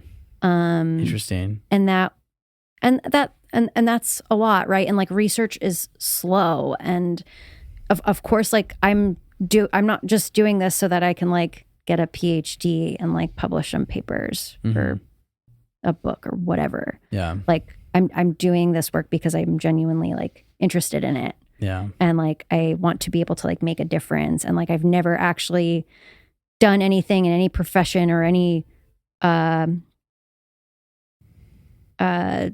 like volunteer and any type of like service I've ever done that like, and it's weird because it always like comes back to like housing. Like I was also part of the Covenant House. Like I was on the New Jersey Young Professional Board, and like it's we like raise money and like support like youth human trafficking and homelessness. Wow. So like I've always kind of like had my hands in this work in some way. Like I was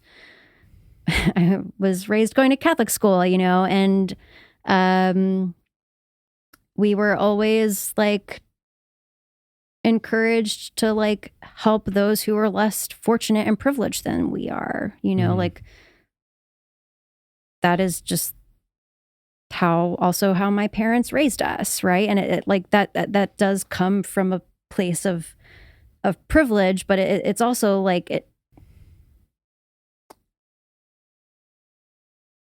it also feels like the least that we can all like we're all in this together. Like actually, like we are all in this together, and there are ways that we can help support others, whether or not they are the same or different from us in any way, like shape or form. And so that is like something that I have just like always done. What I do need like has always needed to be meaningful for me in some way. Like being a librarian, the best part about it, I think, was probably like having people say like thank you every day and mean it. That's cool. And there's not much like quite like that.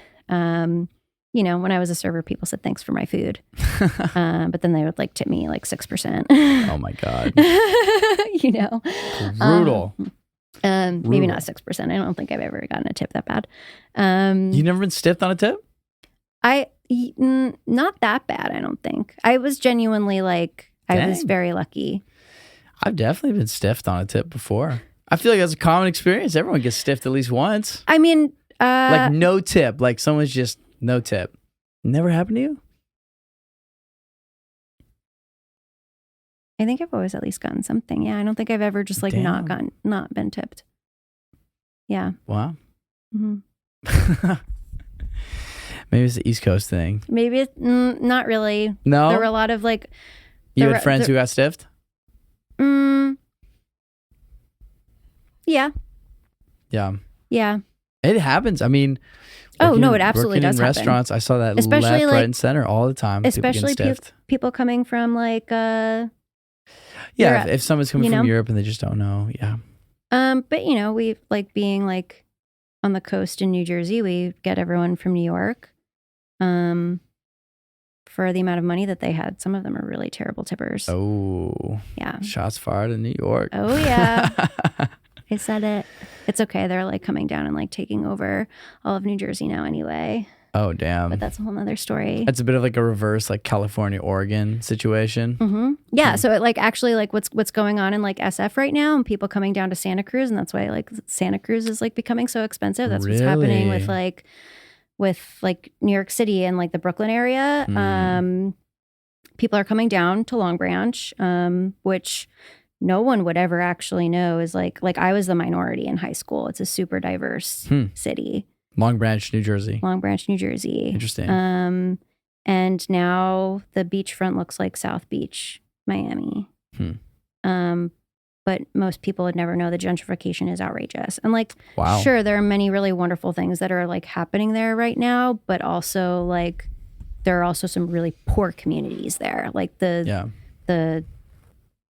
it's just weird growing up there. Like my family's been there on my mom's side for generations. And like seeing that this is like what it is now, right? Yeah. Speaking of demographics, I'm kind of curious about the demographics of your survey. Or maybe not even just your survey, but what you've experienced.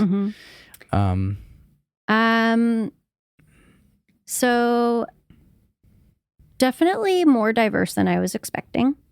You know, it's also hard because being at the WRTR, that definitely like is skewed for whatever reason towards like older women.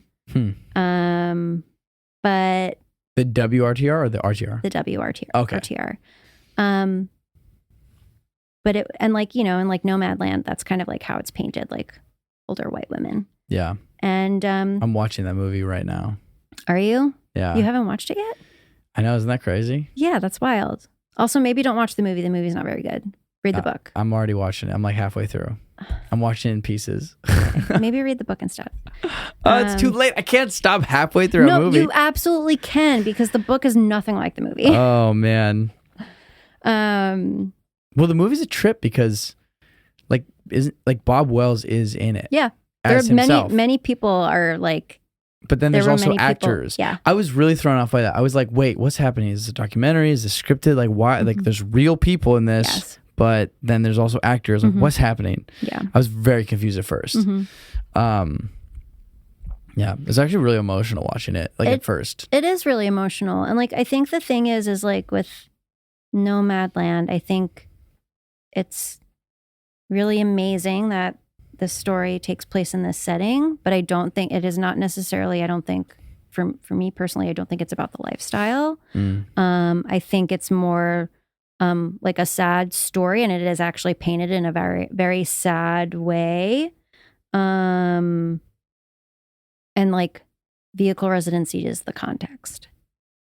You know, and I think especially if we're like trying to figure out in society how to like accept this mobile population, then why are we not depicting it in a more positive light and focusing on the reasons why people are actually like doing it? Yeah. You know, and like that I mean, there were many like great things about that. I would be really interested to know.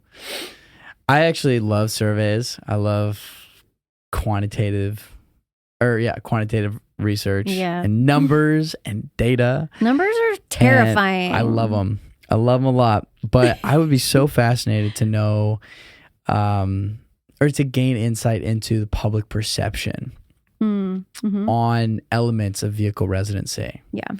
Well, I'll tell For example, yeah, please. Oh, no, please tell me. I think no, you go first. You go first. Well, all I was going to say is, in my experience, I mean, when I talk to people about living in a van here in LA, I rarely ever have a negative interaction.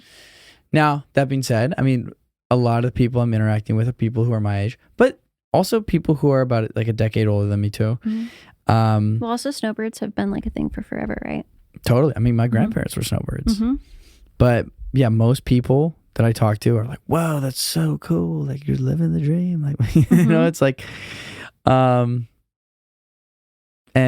I said kind of mockingly just because it's like, I don't know. I think it's kind of funny to me that it's so. I don't know that I was expecting that it would just feel so accepted and normal to. Maybe go up to Santa Cruz. Well, okay, no, I do think that there begins to be a difference depending on it's all location based where you are, and like we're here in Southern California in Los Angeles, so yeah, it makes sense that that's going to be something that like I remember too. I had a friend. She would always tell me like, "Oh, you gotta put this on TikTok. You gotta be," and I was just like, man, like, do I? Do I? Honestly, the only reason why I didn't was because I was like, I just need to focus on building this thing, not videoing myself building it, because it's already consuming my brain to like figure out how to build this to begin with. Yeah, maybe on the next build. Bless like the influencers out there, I guess, who can like document the things that they do every day. That's a skill. It is definitely a skill. It is a self-marketing skill. I don't know how they do it. Yeah, it's hard. Like, to have the energy to like not only have to do the thing that you're doing every day, but also somehow capture it and document it in some way, and then create content out of it. Then you talk to other people about like the homelessness crisis in Los Angeles or the unhoused population. You talk to people about, you just hear the way that people talk about like the dingy, beat up RVs parked all over the city. Yep. Not the same type of conversation at all. Big time difference. Yeah. Which is interesting because in a way too, like just thinking about my experience living in Los Angeles and what I know to be the case from just real life experience, I can't say that I can't even think of a single story off the top of my head of like some like crazy crime happening, like being committed by somebody who lives in an RV like in Los Angeles. Like I can't tell you a story about that. I could tell you a lot of stories about stuff that happens on the streets. Yeah. And stuff that I've witnessed with my own eyes. Totally. But there is a big stigma about, you know, the population of people who live in these more like older beat up RVs. And I don't know that's completely justified at all.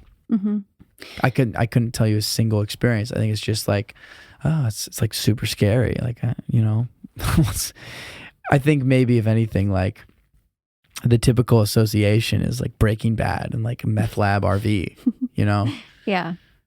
I think I think it's hard because I think like broader society, well, one, we are raised to like think about this countercultural thing that's happening is already negative, right? Because it's defying all norms of like being in one place. So that is one thing we're up against, right? But then I think the other thing is that society is mostly met with like both extreme ends of the spectrum, right? So the person in the broken down RV that is probably a drug addict, right? Doesn't matter, like they're definitely not thinking about like all of the things that went wrong for them to like end up there, and like the different services and like structures that actually like helped to put them there.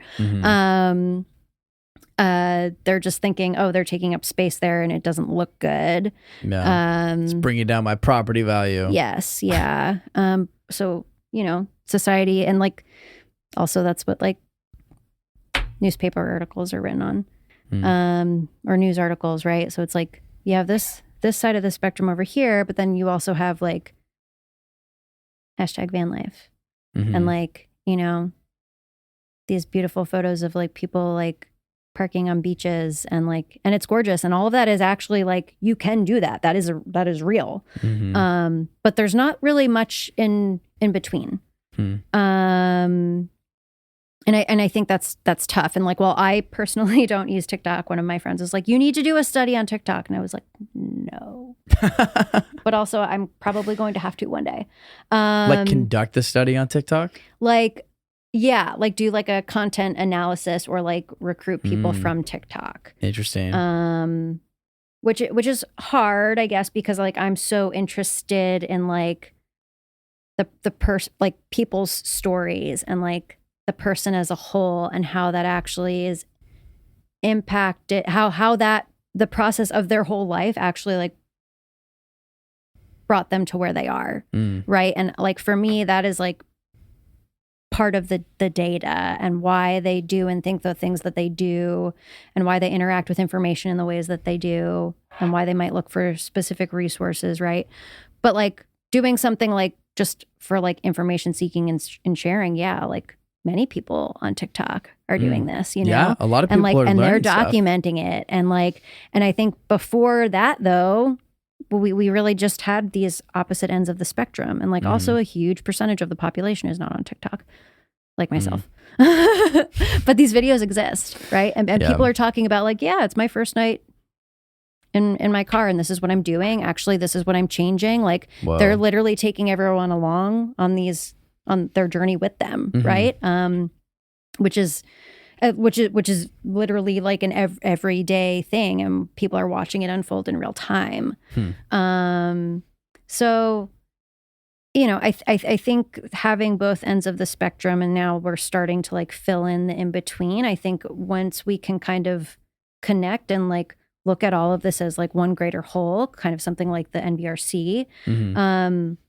I think that's how we kind of like help fight the stigma. You know, a lot of it is like, I'm sure Graham talked about this, like rewriting and recreating the narrative. And like how this, like living in a vehicle is actually like an affordable housing option. Yeah. But we need a residency. It absolutely is like that. Yeah. I just saw your home. It's pretty cool. Thank you. I'm glad you like it. You know, but like, yeah, I mean, my whole time in grad school, I was putting out a lot of money a month that I actually didn't have. Like, and I had to move every year. I was moving into a different apartment because actually being in this program, studying these different types of like affordable housing actually like made me an unstably housed person. I wish I had done van life in college. Yeah. That would have been the best time to do it. Oh my gosh. Yeah, absolutely. I was never even home. I was paying rent for something I didn't even use. Yep. I was always at school. I worked at school. I went to class at school. I studied at school. I worked out at school. I partied at school. So what did you do in your apartment? Sleep. Slept. That was it. Yeah. On a mattress on the floor in like an unfurnished room because it didn't need to be, because it didn't matter. Yeah. Mm-hmm. Totally could have done van life then. Yep. Yeah. Yeah. So like, you know, the thing is like, you know, we were talking about people being like resilient and adaptable before and fluid. And we are, right? Like thinking, like taking this way back hundreds and thousands of years ago, like people have changed and adapted over time based on their like environmental circumstances. And that's exactly what's happening here. Yeah. Yeah. We're adapting to a situation that just doesn't make sense. It doesn't, and it's not, and it can't. And like, sorry, you can't tell someone to work 60 hours a week and like still not be able to like afford rent in the city that they live in, and like expect them to like, their mental health is down the drain. Like there's so many different things that like they are not supported in the ways that they need to be. So like this is an option. I don't know. I'm over here like I would maybe love to just, you know, live in a car, van, something, and like write my dissertation and just focus on that rather than like trying to work a bunch of jobs. Like I'm working 32 hours a week right now. I found out like just before the semester started this summer while I was in Santa Cruz, that I applied for like another year of like COVID relief funding through Rutgers. That was like something that we did get in the strike as grad students. We were like allowed to apply for this like funding, but it was coming from central administration. So they very much made it seem like so long as you apply, you're probably going to get it. And that's how our like department directors also understood this. So we were all under this impression that if we applied, we were getting it. Found out a few weeks before the semester started that most of us did not get it. Jeez. And in a few weeks, I was not going to have health insurance. And also having like a chronic illness and like medical issues, and like also was about to not have a paycheck. As I'm God bless America. Yeah, as I'm about to like, as I'm living on my brother's couch trying to do my dissertation. And I'm very grateful. I am like was very quickly able to get a job. Actually, my now boss offered me this position in like May, but I was like, I think there's a chance I can get funding. So if I can get funding, you know, you'll take that. Yes. And she like let me know that they filled the position. Well, I guess it was meant to be mine. And it was for a public library project. So nice. I am a research assistant also on top of doing all of this. I also work 30 hours a week. I'm not working 30 hours a week right now. Dang, that's a lot. And not counting like the other things that I do for work that is not just my own work, like for people in my departments. Yeah. But I'm a research assistant for the Online Computer Library Center. It's called OCLC. We're an international organization that provides library services to libraries internationally. Nice. Wow. Yeah, they're doing like a big public library project. So I'm like on that now. And like, it's really cool work, and I'm grateful that I get to do it. Like I do genuinely enjoy all the work that I do every day. It's just like also really hard to like balance all the things. Yes. Yeah. Yeah. Wow. You know, and everyone's like, when are you going to finish school? Or like, I love when like someone from the department, some like assistant from the department is like, what is your expected graduation date? And I'm like, I don't know, because I don't know where I'm applying for all this funding for next year, but like, I don't know. It's going to depend on what my cost of living looks like next year, what my income is going to look like. Yeah. If I just had to write this dissertation, I could finish it by the end of the summer. But guess what? I can't do that. Do you care if we take a quick pause real fast? Yeah. Okay, we're back. Do you remember what we were talking about? We were like on a roll. Yeah, we were. Incentive structures, protecting the community. Oh. The powers that be trying to just sink their greedy little paws into it.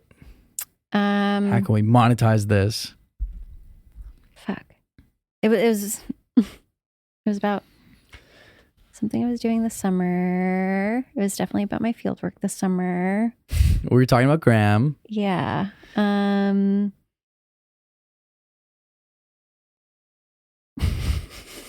Okay, maybe let's I'll try to like prime the pump here.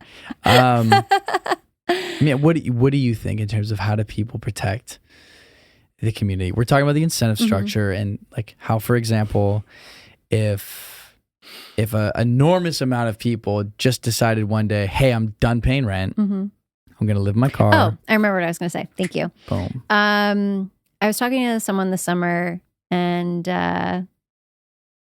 we were talking about like rent in Santa Cruz. And he was like, yeah, you know, like the thing is that if I were to get a $50 ticket every day for the whole month, it is still less than rent. Holy shit. That's a wild concept.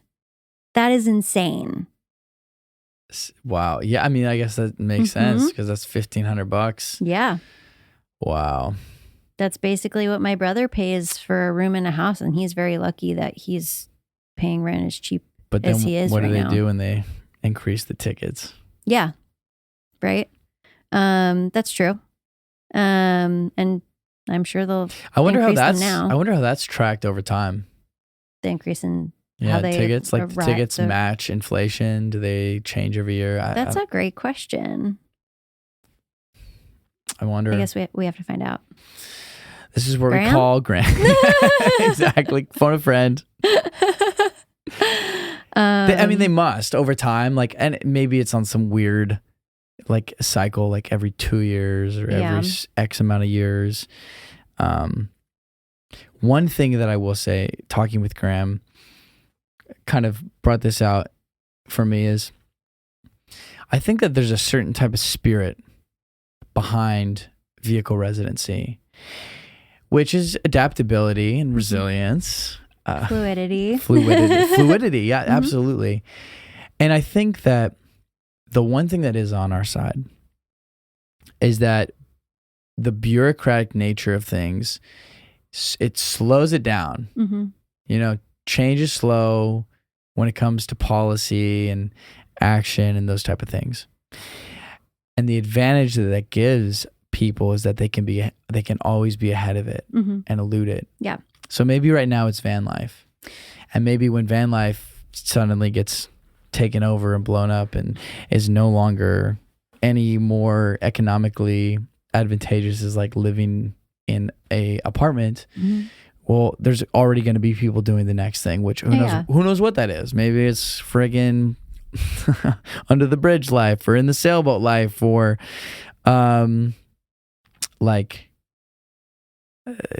people will figure it out because that's what human beings do, right? They adapt. But I think we can be one step ahead of the game because of bureaucrossy. That's like the one thing we can be grateful for about bureaucracy is the fact that it's slow. Yes, right, literally.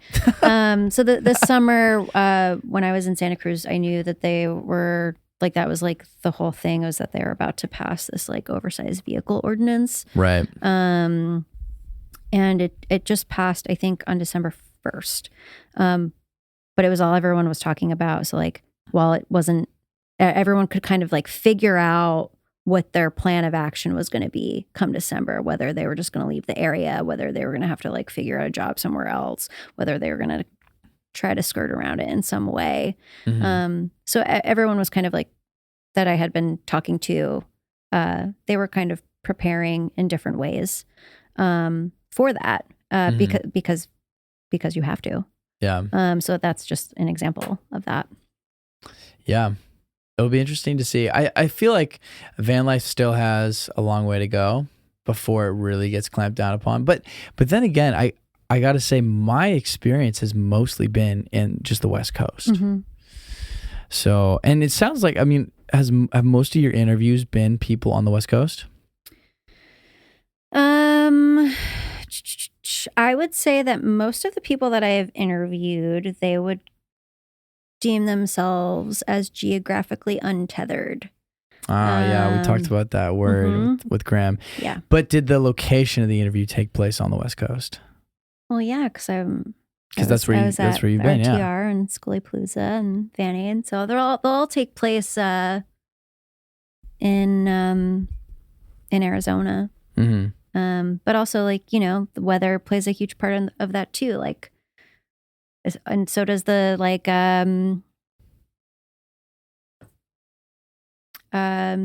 the like seasonal job market, right? So like that is also why these events like are in Arizona, because of the fair weather, like in the winter, and like because it is a nice place to be when it's cold everywhere else. The Southwest is awesome in the winter. It really is. Yeah, I'm like not upset that it's been like snowing a ton in New Jersey, and like I would like snow for like a day, I think, but like I don't particularly love the cold. Yeah. So I am curious though about the van lifers in other parts of the country and other parts of the world too. I mean,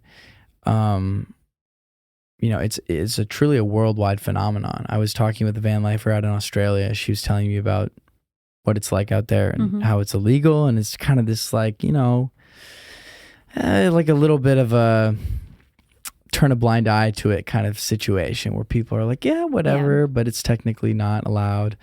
I guess how it started here, right? Yeah, and how it probably is in certain places. So, but I mean, there's van lifers in New York. Yeah, I've seen videos on YouTube of people doing van life in the winter in New York. Very fascinating. There's like an industrial part of Brooklyn, I believe, and apparently that's like a place where a lot of people park.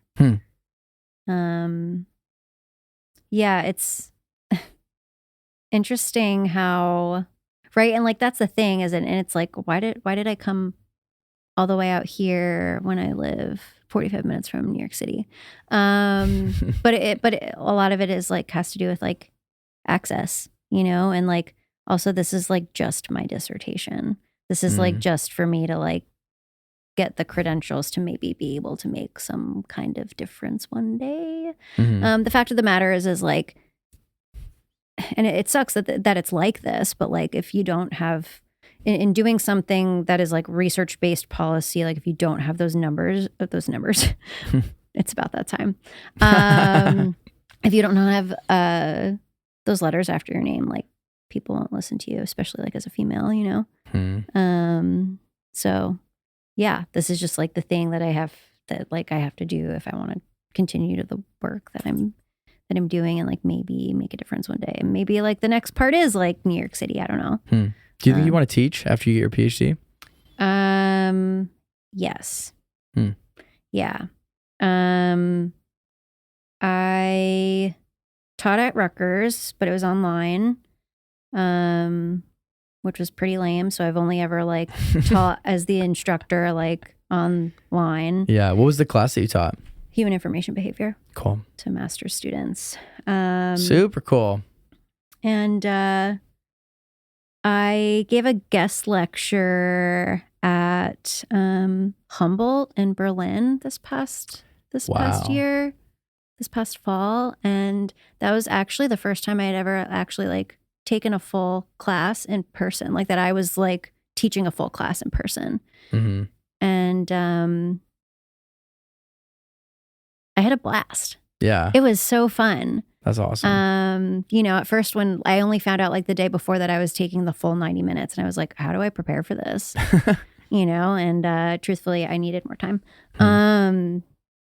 Yeah, that's part of like why I wanted to go back to school, because I love sitting in a room of people where everyone's reading the same thing and interpreting it so differently. And I'm so like inspired by the ways that we all think so differently, and like how one person's thought can like spark another person's thought, which sparks another person's thought. And like you're creating these different ideas like as a collective. And I really love the idea of that. And I loved that in my literature classes in undergrad, and I've just always enjoyed being in that environment. And then I got to the PhD and had one semester of regular coursework, and then everything was online. And like, I'm sorry, you can't replicate that on Zoom. Yeah. Like this conversation would not be like this if I was like definitely doing not. it from Santa Cruz, Yeah. it's just not the same. You could be the first professor in America to do a van life course. That would go viral on TikTok. So wait, there is a professor actually at Rutgers, in the law school in Camden, who's like was doing a course on like policy and law regarding vehicles. Like that's pretty interesting. For like vehicle residents. Graham, Wow. I know Graham has like connected with her, and like I would like to connect with her. Do you know what her name is? I don't. Okay. Graham does though. That's interesting though. I mean, I'm sure that she would be a fascinating person to talk to about all this. I could do it in terms of like from an information perspective. That's like what I like say all the time. It's like, what are you doing here? And I'm like, I don't know. I have an information perspective. Yeah. I like that. I just think it's funny. Like sometimes you hear about these like undergrad classes. Oh yeah. That kind of get like a ton of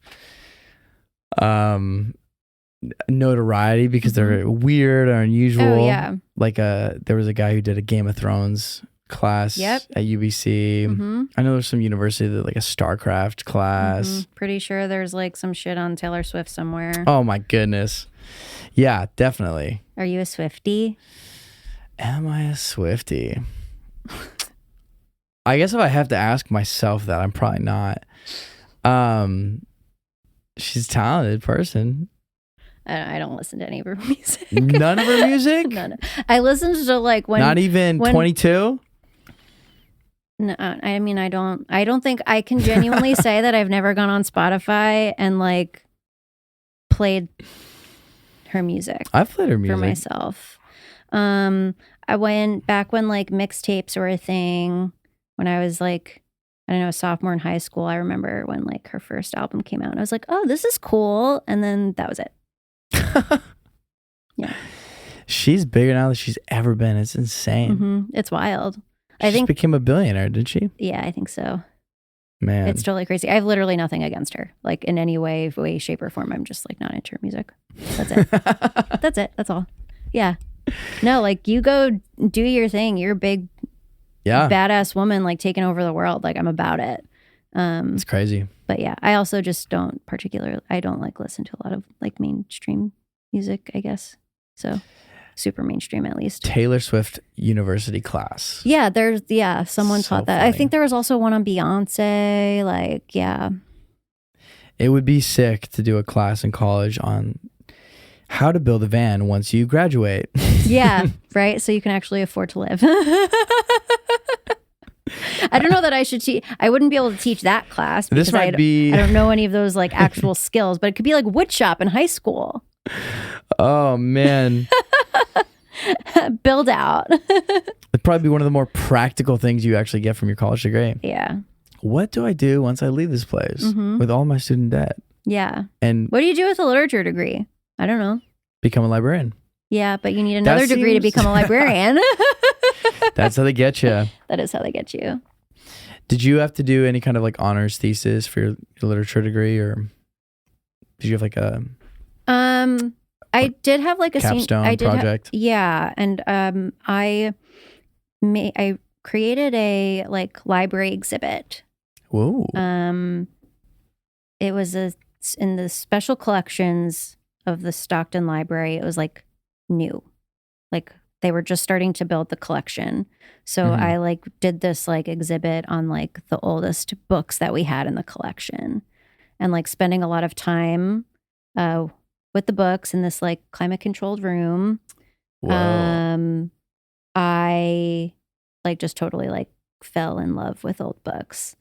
And truthfully, like my dream job would have been a special collection librarian, whether it was like in a museum or like at some like university or some kind of collection. I worked at the Princeton Theological Seminary Library actually, in their special collections. I just thought of something. What? Remind me, but there's something I got to try to show you if I can before we leave here. There is like a secret library in this building. It's not secret. It's crazy. There are these people above us, above and to this way. And they like sell old rare books. It's like all these like Hebrew and Yiddish books, but it's like floor to ceiling, rows and rows and rows. And they do like they do these like one act like Marxist plays in there. Like it's this place is wild. It's super what's cool. going on in this building? I'm telling you, this is there's a lot. There's a lot happening. I had forgotten that. I don't know if I should say this. I feel like I need to research this more before I say that this particular. That was like the thing that I said before, or went to say before, and I was like, maybe I shouldn't say notable artist lived here. Maybe I don't want to blow up the spot. Oh yeah, don't blow up the spot. Well, let's just say there's been some notable artists who have lived in this building. This 100-year-old bank building. Yeah. Wow. Oh, okay. I wanted to ask you, this is like such a random nerdy question that I have to ask a librarian. Okay. I hope I can answer it. There's actually 2 questions here. The only organizational system that I'm familiar with is the Dewey Decimal System, which I'm sure everybody has at least heard of. There must be other types of categorical systems, right? Yeah. Oh, okay. Do you have one that you like better than the Dewey Decimal System? Yes. I'm gonna maybe crop this out. No, I'm just saying that because my brain isn't working at the moment. God, I've just like never thought. It's never occurred to me when that you there go could be into an academic library, right? Like it is not based on the Dewey Decimal System. It is the fuck. We could look this up. Keywords. Back to our. Oh my God! Please cut this out. What am I looking up? Academic. It's very library. I hate that I system. The Okay, how about this? How are this is funny because Library of Congress. Oh my God, no. Yes. Library of Congress. What about it? That's like how it's organized. Look it up real quick. Okay, Library of Congress, home. Got Elton John on the front page. Sick. Search for Library of Congress classification system. Okay, there we go. Keywords, search words. Search terms, yeah. Search terms, Library of Congress classification system. I hate myself. Okay, classification outline. Oh, it's like alphabet. Okay, A to Z, general works, philosophy. So it's like a. Oh yeah, that's it. Okay. Listed below are the letters. And so that's how academic libraries are organized. Wow, there's not a lot of. Interesting. Well, J, so that's the thing science. is there's like a middle. There's like a every like number after that is something too. So like general works. They get like whoa, subclass A. Oh yeah, see? I've seen these. Yes. And I just never thought about it when I've definitely seen that. Yeah. Oh wow, super cool. Mm-hmm. But yeah, the Dewey Decimal System is public libraries. Have you ever created your own classification system? I technically had to when I was in my master's program for like my archives class. And I guess a fun fact about me is that I used to be like a competitive, like national level Olympic style weightlifter. Which is why my Instagram name is The Lifting Librarian. Okay, wow. I didn't realize that that you were actually like competing on national level. That's crazy. Damn. Yeah. I was a university national champion in 2017. Whoa. Fun fact. Okay, look, we're like 2 hours into this podcast. We're just getting to this. Wow. Okay, so that's crazy. Yeah. So out of the whole country, you won in women's powerlifting. Weightlifting. Weightlifting is the snatch and the clean and jerk. So it's the weightlifting that's in the Olympics. Oh, okay. And that's like where the bar is on the ground and you pick it up, boom, boom, push in the air. That's the clean and jerk. Whoa, crazy. That's cool. How much weight did you move? So My best clean ever was. I'm trying. Do you want pounds or kilos? I mean, both. 88 kilos, which is like 195. Damn.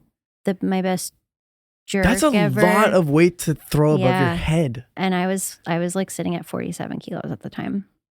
Wow. I was little. Yeah. Wow. 47 kilos. Yeah. Is that even 100 pounds? It was like barely 100 pounds. It was like 103. Yeah. Oh. Yeah. Yeah. I was in the 48 kilo weight class. Now it's 49. My best jerk was 95 kilos, which is like 210 pounds. So it was a double body weight. And then my best. So what is the jerk is just. So the jerk is like. From the chest up. Yes. You're not like, the clean is when you pull it up. Mm-hmm. So you were going from the rack. Yes. Yeah. Wait, how many pounds? 200? 210. Yeah. Oh my God. I was literally doing military press today. Oh, don't ask me what my press is like pathetic, and people would be like, your press dictates your jerk, and I'm like, no, it doesn't. Okay, wait. So help me out here. What's the difference then? Because I was. Okay, so a press is like your military press. You're just like standing, right? Like standing. You're not dipping. You're not using your legs at all. Grab the bar and you're just go bracing up. And just pressing up. Yeah. So then, what's the jerk? So a split jerk is like you can use your legs. So you like dip into the bar oscillates, and then you drive it upward. It's like, so weightlifting is like way super dynamic, and it's like so much legs. Interesting. Yeah. Wow. I mean, still, that's so impressive. 200 pounds? 200, how many pounds? 210 pounds, yeah. Holy crap. Yeah, I'm not that strong at all anymore. I'm quite out of shape. Man, so how did you get into weightlifting? CrossFit. Okay. Yeah, I did. And that was in college? I started CrossFit when I got back from studying. I studied abroad in 2012, and that winter I came back and felt very out of shape. I wasn't playing field hockey in college anymore. Mm-hmm. And I guess I was 20. Yeah, I was 20. And one of my friends was like, I have this Groupon for CrossFit, like come with me. And I had no idea what it was. And I was like, okay, cool. Sounds good. And I was like, wow, this really sucks. And then like after a month though, I was like, it really sucks, but also like, now what do I do? So then I just kept doing it. Right. Yeah, I was like a coach and everything. And like when like all No way. Yeah. So did you have a shot to go to the Olympics? No, the best I ever did, my first national. So like everyone in general, like in my weight class, I came in 4th at my first nationals ever. Mm-hmm. And I mean, that still sounds pretty impressive. It's the first. Then it was. And also I had no idea what the heck was going on. So I'm like showing up to this meet. I have no idea what's happening. I have no idea that like people are like working their whole careers to make it to this meet that I qualified for my second time ever doing a meet. And wow. Life was better then because I wasn't in my head. But after that meet though, I did, they like put out this like list for like the Pan Am's team. And like, I was not about to make it on the Pan Am's team, but my name made it to that list. And it was like the top like 40 like women of all weight classes in the US. So that was cool. Damn. But that is the coolest thing that ever happened to me though.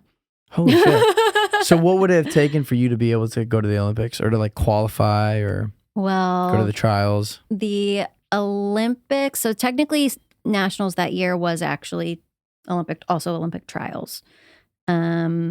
But like, so the 49, her name is Jordan Dela Cruz. She's snatching almost 90 kilos. I think her best is a 49 in competition. It's like 88 maybe or 89. Wow. And then her best snatch is from the ground to overhead in one movement. Whoa. Yeah. Clean to jerk is 2 movements. Mm-hmm. Clean, jerk. Yep. Damn. Yeah. And her clean and jerk is like, I think her best was like 112 maybe at this weight. Yeah, It's a lot. She's phenomenal. But also it's like really interesting. Like I got into weightlifting as it just like started, as it was like getting cooler for women to be like strong. And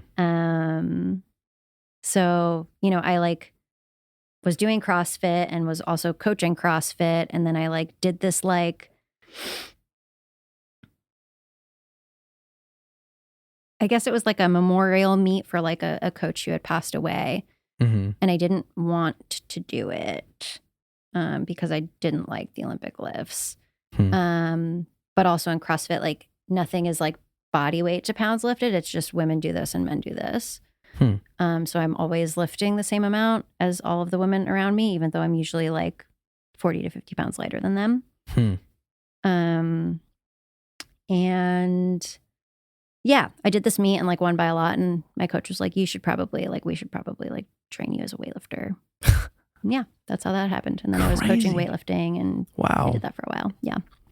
So then how did you fall out of that? Or how did you, like, what was that transition like? Grad school is part of it.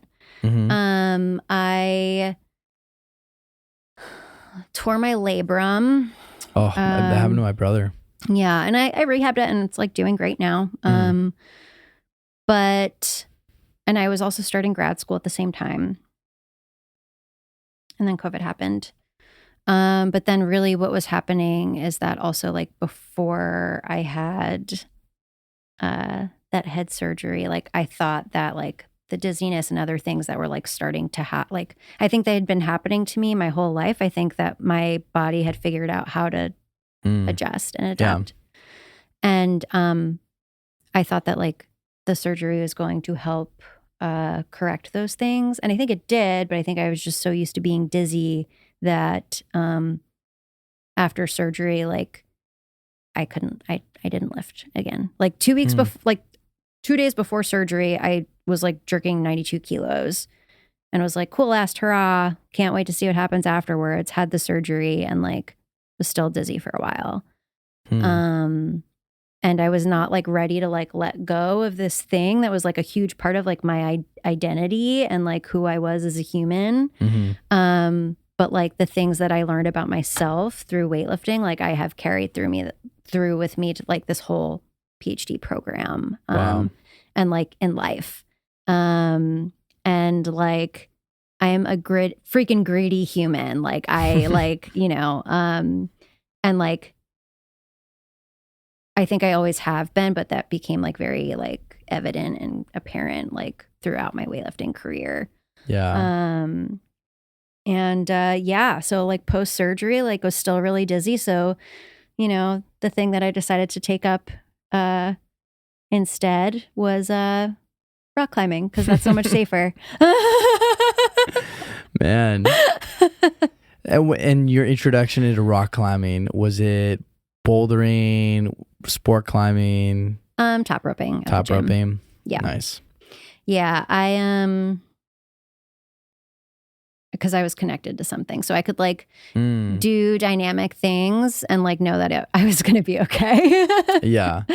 But that like took a while too. Like I was still kind of dizzy sometimes, like depending on how fast I was moving. And like I still like lift. I don't do the snatch and clean and jerk because they're too dynamic. Like it still feels weird. And this was 2+ years later after surgery.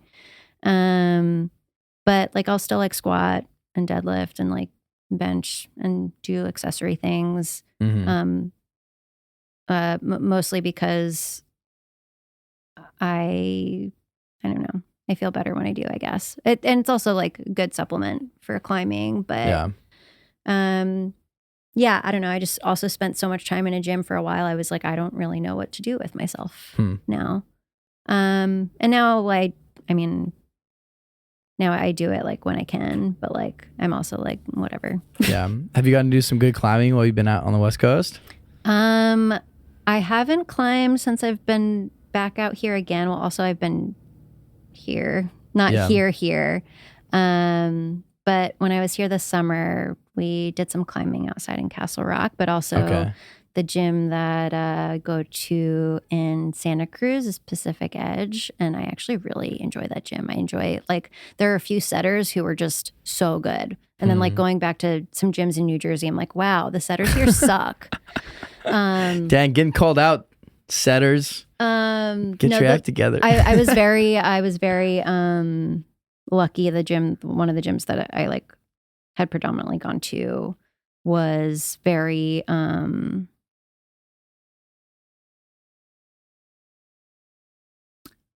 very good. They like definitely like prioritized like climbing as a sport rather than like a birthday party spot. Yeah. You know, but like then there was like another place where it was like, I don't know, like I just like felt very awkward on the wall, and I was like, maybe it's me being out of shape. And then like come back to Santa Cruz and I'm like, I mean, yeah, I'm out of shape, but like, no, it wasn't me. Yeah. Have you ever been to Pacific Pipe in Oakland? No, Or I heard of haven't. it? Have you heard of it? I have heard of it. It's next level. Yeah? Yeah, I went last year. It was 2 years ago now. Were you bouldering or rope climbing? I think that I was just bouldering. I didn't stay long. I was on a road trip up to Oregon, and it was my first time in Oakland. I was in the van, and I had everything with me, and I was terrified that my van was going to get broken into, because there's signs everywhere that say, don't keep anything valuable in your car because break-ins are common. And I was like, well, I'm traveling, so I have everything in my car. Yeah, my whole life is here. Yeah, I have it all. So that sucked, because like being in the gym, I was like, wow, this is so cool. This is probably one of the coolest things I've ever seen in my life. And I couldn't fully be present. I did some top roping, actually. I found a top rope partner and did some top roping. Some really cool like runs too. But yeah, I note to self, next time I'm in Oakland, I will not be at that gym in my van. I will, I don't know, teleport there. Teleport. I will take a bus. I will parachute down. I will ride a collapsible bike, something that cannot be stolen from me. Oh, man, such a cool gym though. Okay. Yeah, I guess I have to like put it on the list now. There's definitely some really cool gyms. And then also some great outdoor climbing. Yeah. Malibu Creek, Point Doom, Joshua Tree. I know. I'm like really so bummed much good that climbing out there. I'm like, I don't know. There was part of me that was like, maybe I should bring my stuff. And then as I was like packing the car, I was like, I'm not going to have time and I don't have space. And now I'm like, I should have, because I talked to so many people at Schoolypalooza and they're all who were climbers. going, and they're all going to Joshua Tree. And I'm like, well, fuck. Yeah. That would have been so fun. Maybe, you can justify a new pair of shoes. Someone somewhere buy me new shoes. I don't get paid enough. Amazon wish list. I'm getting to the point where I need some new shoes. I've had the same. What do you wearing? I got like La Sportiva. Okay, same. And lace up. Had them for like. How do you like the lace ups? Mine are Velcro. I like them. I mean, I like that I can like really cinch them up tight.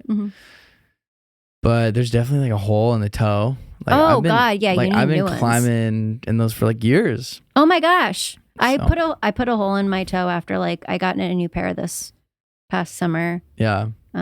Because there was a hole in my toe.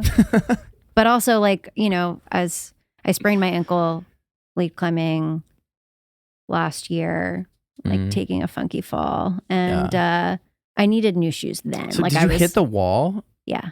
And that's how you sprained your ankle? It was like a sprain on impact. I was like clipping in the last clip. Yeah. And I was also like, sorry.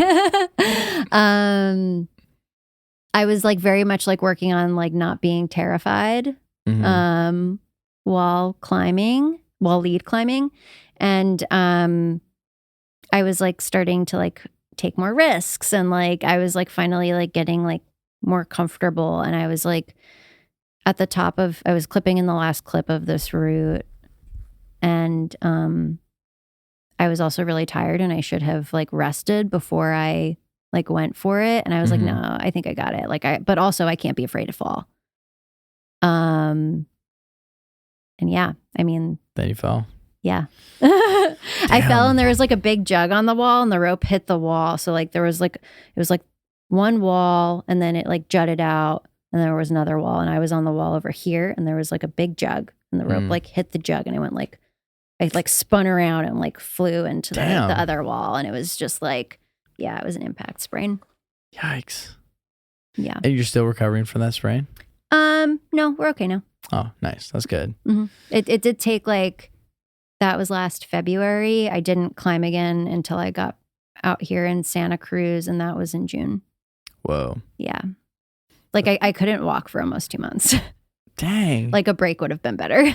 Damn, that's brutal. Yeah, it was. I like definitely like probably tore every ligament in my ankle. It must be interesting as being a climber and also doing this dissertation because there's a lot of overlap with that community. Oh yeah. Well, the funny part is that like when I did this pilot study via Zoom in 2020, I talked to I talked to 7 people. 4 of them were dirtbags. And I was like, wow, climbing sounds wild. Yeah. and maybe for people who aren't familiar with that term, what does it mean to be a dirtbag? Well, that you're a dirtbag so that you can live out of your car and get to really cool climbing spots and climb and not work, and you live as cheaply as you possibly could. Yeah. Yeah, it's such an interesting like niche of the community of like, but it is also part of the broader community. Yeah. It is. But because it's so specific, like if you're a climber, like you know exactly what we're talking about when you say like dirtbag in it or someone's a dirtbag. But if you're not, I feel like it must be like, what? Like, what are you calling people? Like a dirtbag? Like, what? That's true. It's pretty funny that it's just one of those like linguistic features of the community. Like, you just get used to it. And yeah. I mean, it's just like, you know, so many things with like vehicle residency and like saying things like, I don't know, are you a full-timer or what? You know? Yeah. Yeah, that's an interesting thing too. I feel like there's always this like, there could be this sizing up process of like, you know, are you full-time? Are you part-time? Like, what's your situation? I've definitely had this experience of people reacting a certain way to me because I have a Mercedes Sprinter. Like, are you referring to me earlier? Maybe. I didn't mean that. No, I'm referring to other situations I've had in the past where like people have kind of like, it's just so funny because to me, I'm like, yo, like we're both living in our cars. Like, I don't know, you know, but at the end of the day, you're on 4 wheels. Yeah. But it's funny because it's all perspective. Like somebody might be like, oh, well, you're a bougie van lifer. And then somebody else might be like, oh, you live in your car? Yeah. Yeah. It is all about perspective. Sometimes you can't win. Yep. Normally that's not really the case. And Schoolie is a place where truly all are welcome. I mean, it's like and people are so excited to share different styles and ways of living. It's very authentic. It sounds like you're pretty interested in that lifestyle yourself. Do you have a particular rig of choice that you would want to build out? Yes, I would want a truck camper. Truck camper, 4-wheel drive. Yeah, for the 4-wheel drive. I've only ever driven 4-wheel drive vehicles, and especially like after being in the desert and Quartzsite and like getting lost at night, like trying to find the road again. It probably took about a half hour. Whoa. I definitely went over some really sketchy terrain, and my little Jeep took it like a champ. Nice. So her name is the Black Pearl. Black Pearl. Yeah. Why is she named the Black Pearl? Because she's a tiny little black Jeep. Pirates of the Caribbean. I still can't get over the fact that like the connection with Earl Grey tea and like just not like literally for context, we were talking about my van being named Earl and you asked me if it was because it's a gray van. Literally has never crossed my mind. Oh my God. How long have you had this? 2020? 2021. 2021. Yeah. Okay. You're clearly not a tea drinker. I mean, I love coffee. I'm a coffee but like, guy. I also love tea. I'm a coffee addict. I like tea. I love tea. I go through tea phases. But never. I have some tea out there. I have something out there that might be a black tea or Earl Grey-ish. Yeah, clearly I'm more of a coffee guy. No, I'm a real Miller Lite guy. That's my drink of choice. Sheryl Crow's Miller Lite. Oh man, God bless. Thank you, Cheryl. Well, do you think that that this is going to be something that becomes a reality in your future? The vehicle residency? It's funny. I talked to Graham about this, and also I was on the phone with my advisor yesterday, and I was like, it would be so cool. Part of me just wants to like hope that like maybe I have been applying to fellowships like up the wazoo for next year, so that I could just focus on writing my dissertation. And not that it matters because everything is like $25,000. But like the only way you could live on that is if you're living in your car. Yeah. And there's part of me that's like, be really dope to just write my dissertation and live on the road. And I was advised by both parties not to because I might never come back from it. And that is true. What do you mean by that? Never come back from it? I definitely like have this very like extremist all-in personality, like addictive personality. I know this about myself, but every time I've like gone on a camping trip or like every time like I'm out in the middle of nowhere, I never actually want to go back. I really love just like being off grid. I love not having cell phone service. Like I love just being in nature. I love feeling connected to it. And I also like love being alone. So I think that I think I think it would be great for me to write, but I would also really like struggle, right? And then there are also like I would definitely like need to put time and effort and money into an actual setup. I mean, like last week, like I had my period in the desert and that sucked. And the week before I was barfing. I don't even know how to imagine like how you would navigate that. You just do because you have to. Because you're resilient. Yeah, because I'm a resilient female. Yeah, no, I don't know. I used tampons for the first time in a really long time because it was just the easiest way to like go about it. And I don't know. You just like do what you got to do. But you know, the week before I was like barfing from dehydration or whatever. And I also get chronic migraines. Rough. So it's also like, you know, my advisor was like, yeah, that's great. But also like you need to like be in a position to be able to like take care of yourself. So yeah. I don't know. I don't know. I would love to. I think I would get lost in the sauce though. Yeah. It's interesting. I would never come back. Yeah. I think that I would say if you weren't doing your dissertation, maybe that's not a bad thing. I mean, but I am. The fact that you're doing your dissertation. And it's like on this thing where I am actually trying to like make a positive impact for this specific community. Yeah. I guess there's that. Well, you could always be a part-timer. Yeah, that's true. I mean, you kind of are right now. I mean, like, you've been camping in your car, and not ideal. Well, yeah, camping in a car actually is like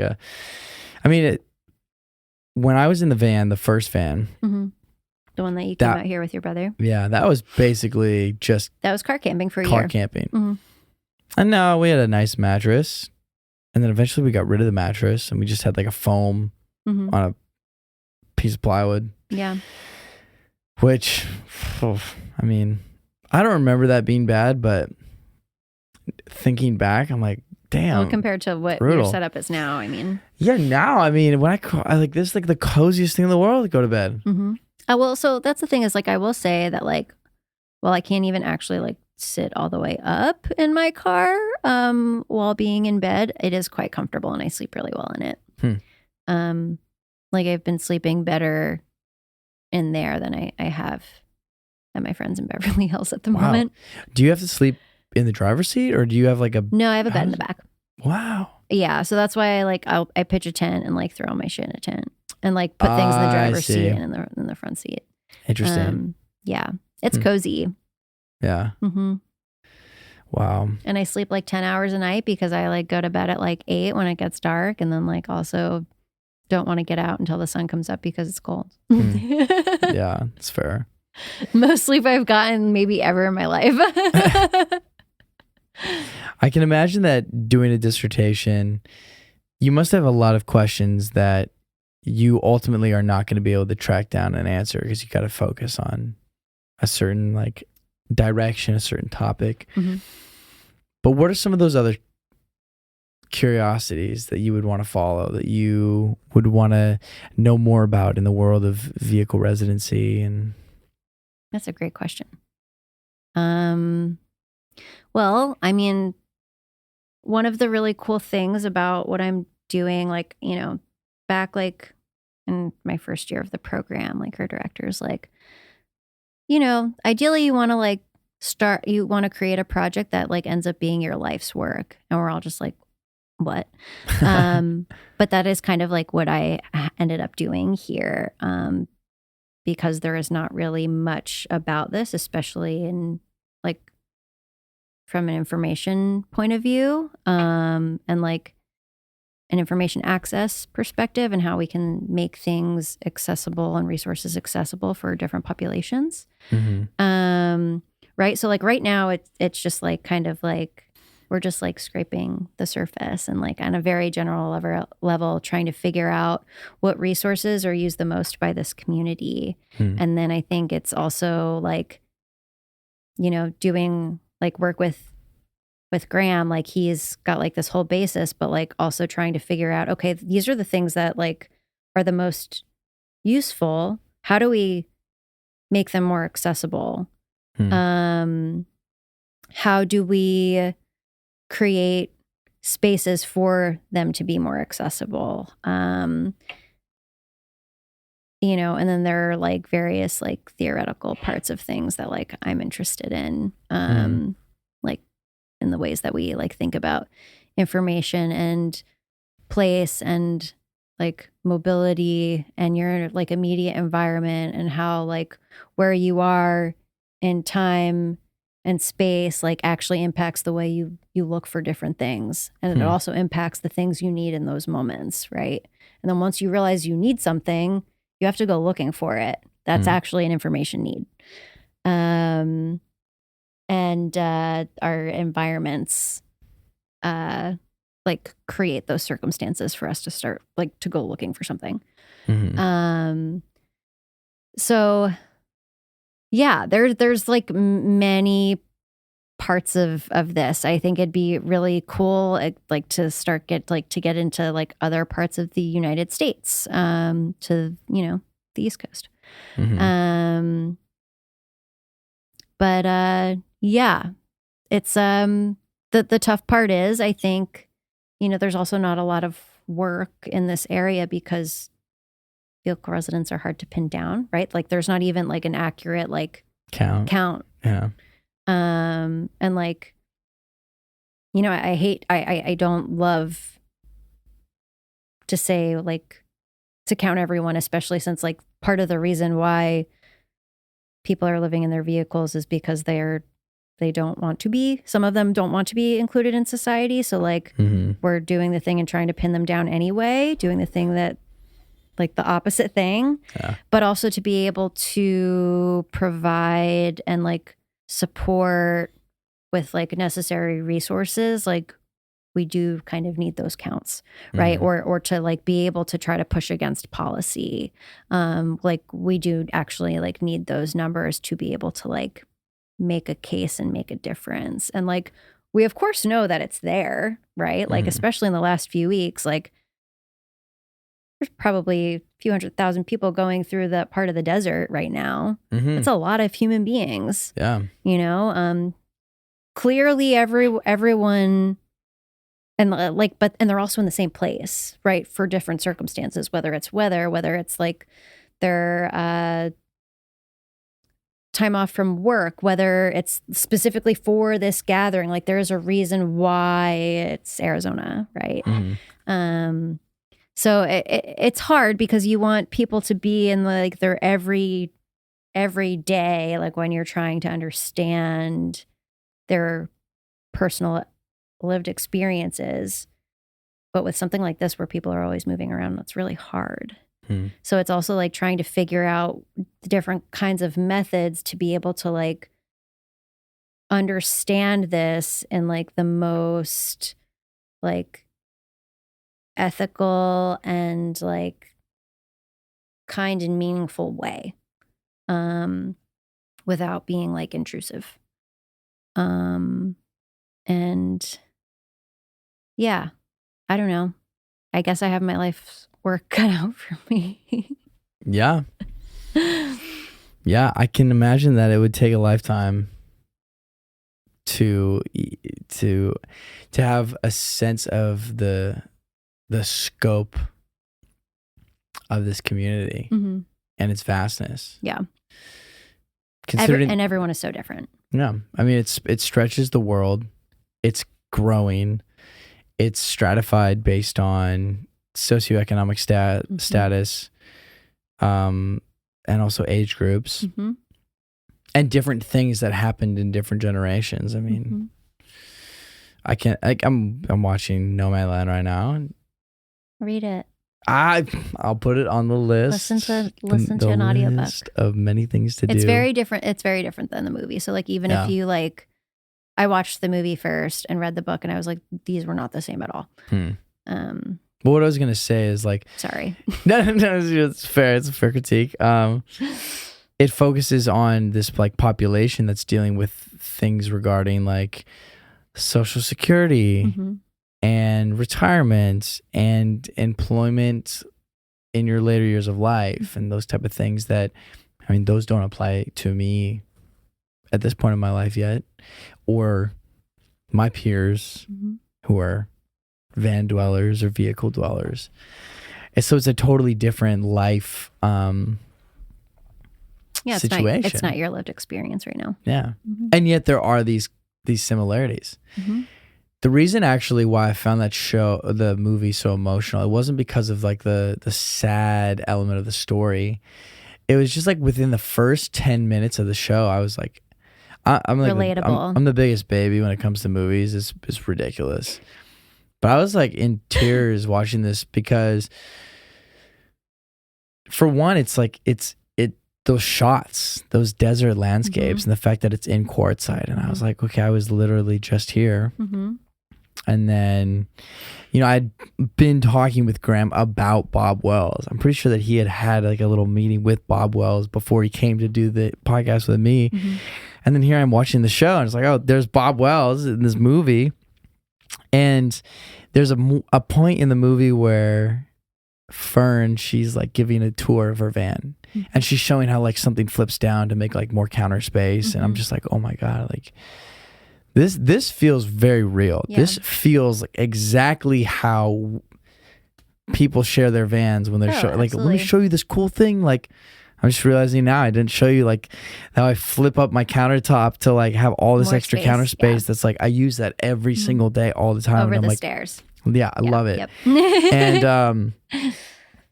And then also to like the name of the van, I'm like, wow, like this isn't a movie. I mean, this isn't just a movie. This is real life. Like this place. Yeah, it's so funny too because, I'm sure that for a lot of people, they watch that as just a movie. Oh, absolutely. Probably for most people. I mean, even myself, like I'd known about that movie for forever, and I just never chosen to watch it. And now, just fresh from going to Schoolipalooza, I'm seeing these landscapes again, but in a movie. And yeah, I mean, there's a deep connection that I feel to that, despite the fact that I'm not an old white woman who's like struggling with retirement years, who's like lost her husband or whatever, like the plan is. There's still that commonality of like living in a vehicle. This way. Yeah, absolutely. And that's powerful. It's not nothing. No, you're afforded all of these like different experiences, and you're also like in ways choosing these experiences, and like the things that happen, like the road is very raw, it feels like, right? Like you go to these things and you're just like the human being that you are, and no one cares. Yeah. But also everyone cares, right? And like they care in the right way. Yes. Like you were actually like for the first time, like while I was so exhausted and like the introverted parts of myself died last week over the last few weeks. Yeah. We wouldn't have been able to have this conversation last week. I was like brain dead. But I lost my thought. Fuck. What was your favorite part of Schoolypalooza? Oh, thank you. But then I'll go back to that. The human connection and interaction, like you don't get that in that capacity with like the people that this life attracts care in a different way. And the community is amazing and outrageous and like so generous and so caring. And I've never been with another group of people like that many people all in one place with hearts like this. Yeah. And that's really cool. It a different kind of human being does this. And that's rare. I think it's contagious too. Yeah. I think that being in that environment brings it out in you. It did for me. You know, when you're around and when you're in an environment where people are saying like, hey, like, you want a cup of coffee? Like, hey, I made you some food. Like, hey, try this. You want the, you know, it makes you want to do the same. I'll make like, hey, who wants tea? Yeah. Who wants some Earl Grey? I was just going to say that. Who, you know, like, hey, I made some chicken. Like, who wants some chicken? I got these avocados. I got this extra, you know, like. Always looking out for like the another person, you know, like even in all my interviews, like in very, very early on, like it was just very evident that the way that people were prepared and like spoke to me in the ways that they were like referring to their everyday life, it was so clear that they cared about everyone else around them too. And we don't really see that anymore. You know, so it's like everyone has each other's back, which is really cool. And like there is this connection, like in this like very like deep, visceral way that like doesn't exist in many other parts of life. Yeah, I completely agree. I think that when I was at Schooly, I could feel a lot of things being like stripped off of me that I felt like I was carrying from this society, this landscape, this being my life in Los Angeles, in such a freeing and liberating way, like in exchange for something just so much more pure and simple. Yeah. Not complicated. Like I loved waking up and opening my door and seeing these people in front of me that I cared about, you know? Like it's actually that simple. Yeah. You know? And I think that's like the beauty of it is like everything is like simplified even so much as like plumbing. Oh my God. You know, like but like in like this way that like I don't know. Some of my friends were like, "What do you mean you like pooped in a bucket and then like threw it away like it was like baby poop or dog poop?" And I'm like, "Yeah, I don't know. That's just the thing you do, right? Like you're in the situation, like you adapt." And like also like I've camped for like most of my life, so that's not. I don't know. I'd rather do what I was doing than like digging holes.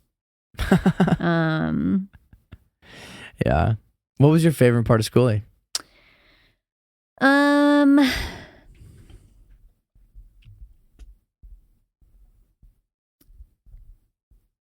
I really enjoyed walking around and like seeing these clumps of people that were like very organic, and like everyone kind of had these little tribes and communities, but also then like people who needed their space were like kind of on the outskirts, and it kind of, you know, was a bit more scattered as like as you went outwards, and like all of it was okay. And nothing was actually expected of anyone. Yeah. And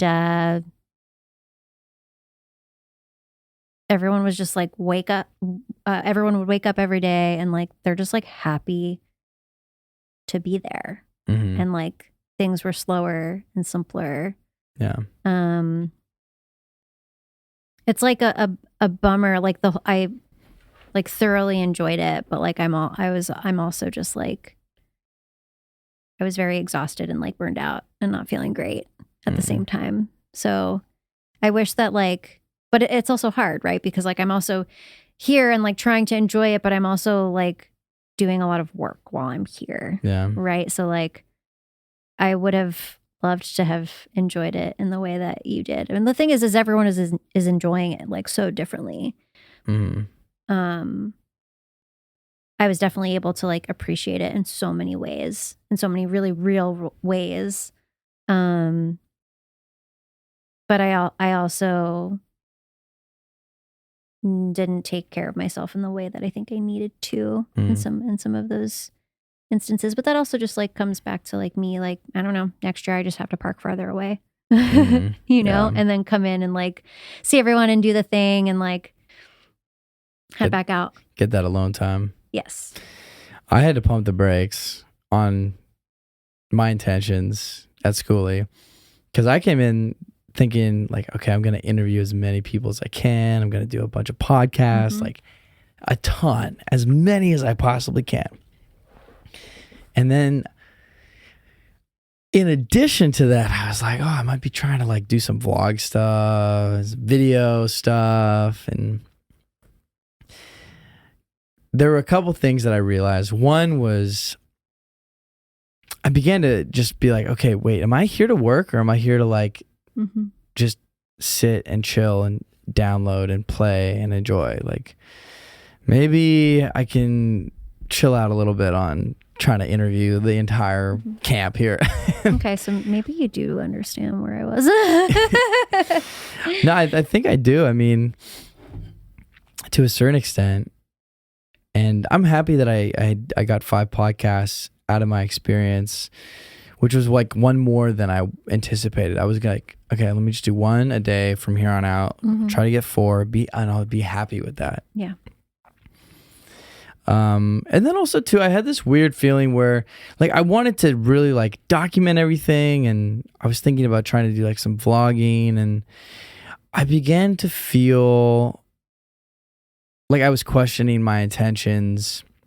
I began to question my intentions and I guess I just it felt a little weird to me to go out and just try to like film things for the purpose of like making some vlog video. I felt weird about it. And I was like, you know what? I'm just gonna take this experience in and put my phone away and just be present with the people that I'm with and dig into that. And I needed that. I needed that big time. Yeah. But I had to make that conscious choice, that switch. Yeah. So. Yeah, absolutely. I mean, I think like part of the reason like I love being in the middle of nowhere is because then like nothing is expected from me and I can like disconnect. But I was in the middle of nowhere and I also like came to learn, but I also came like with a purpose. Yeah. And a goal, and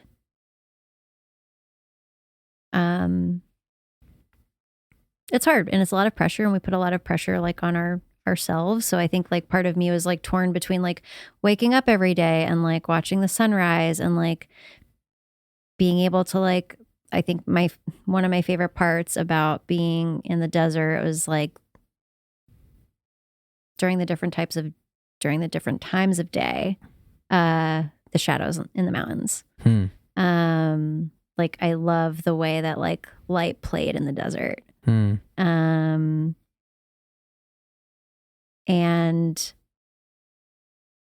you know, I would like find myself like staring off into space doing this and having to like bring myself back to reality so I can like do the things that like I need to do. And you know, but at the same time I'm like, okay, well, like next year I can enjoy it. Yeah. But I also hate the not being able to do that right now. And I think that there are probably ways, and I'm going to like take this to VanAid, where I can actually just be very much more intentional with my boundaries and like actually let myself enjoy things. Also, I mean, I've gotten the majority of my interviews done. Like I've reached saturation. So nice. There are like, sorry I didn't give you any original content. I guess I'm just, you know, saying what everybody else is saying. So no, I mean, I'm sure you will. I mean, I guess it's part of the process regardless. So yeah, part of the process. One question that I have for you before we wrap things up here, because we've been going for a minute. Yeah. This actually might be like this is possible. This is my second longest podcast. How long is it? I mean, it's past 11 right now. What? I don't know what time we started, but like, this is a long. Oh my God. We've been going. It's way past my bedtime. You mentioned earlier in the conversation that there's not enough talk about what it's actually like to do field work. Yeah. And what to expect, what to be prepared for. So if you could give advice to some young PhD student or just some PhD student who's, you know, about to set off on their field work, what advice would you give? That's a really good question. Let me preface this with different fields are prepared in different ways. Typically in library and information science, I mean, there are many people that do ethnographies and ethnographic field work, but that is not really something that I am like specifically trained in. Something like sociology or anthropology, like Graham, like he had a course on just field work, right? Like I took an ethnography course, but that was also turned into digital ethnography because the pandemic. So I was like lurking on cheaper RV living, which is very different than like meeting people in person and interviewing, right? Like interviewing is a skill, you know that. Constantly practicing. Yes. Constantly learning. Again, right, and that's what it is. It's like learning. I think the best advice I could give is that. And like, I'm still learning and I will always be learning. And this is never going to be perfected. And it's hard because you like enter into these projects wanting things to like work out perfectly, but nothing is ever perfect in research. And also,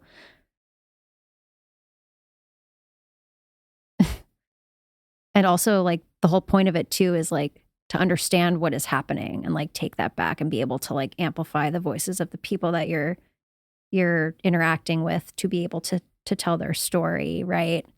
You can't do that if you have any preconceived notions.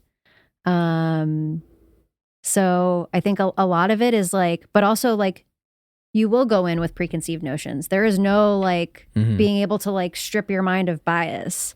That does not exist. We can work on that as much as we possibly can. You can do different exercises to like try to check your shit at the door before you enter into like each site. But I guess at the end of the day, there's no perfect way to do this, and there's really no prescribed way to do it, because I was reading books on people being like, yeah, you know, I'd go into the field for a few hours, and I would usually, if I was in the field for 2 hours, I would write field notes for 4 hours. And I'm like, what happens when you're in the field for like weeks at a time? Someone write a book on that. You know, and like there are anthropologists and sociologists and people who do that, right? But like that's not what I'm trained in. So I wasn't reading many of those things. And I've read other ethnographies. But, you know, people in like the appendix, they'll like go into like their methods or like how different things worked. Mm-hmm. The ethnography itself isn't usually about like, this is what I did and these are all the mistakes I made. We don't like to do that in research. No one likes to talk about failed experiments or all of the mistakes that like they made, right? And like this summer, like I made many mistakes. But if I didn't make those mistakes, this round of data collection would not have been what it was. Yeah. If I, you know, those mistakes also led me to meet Graham.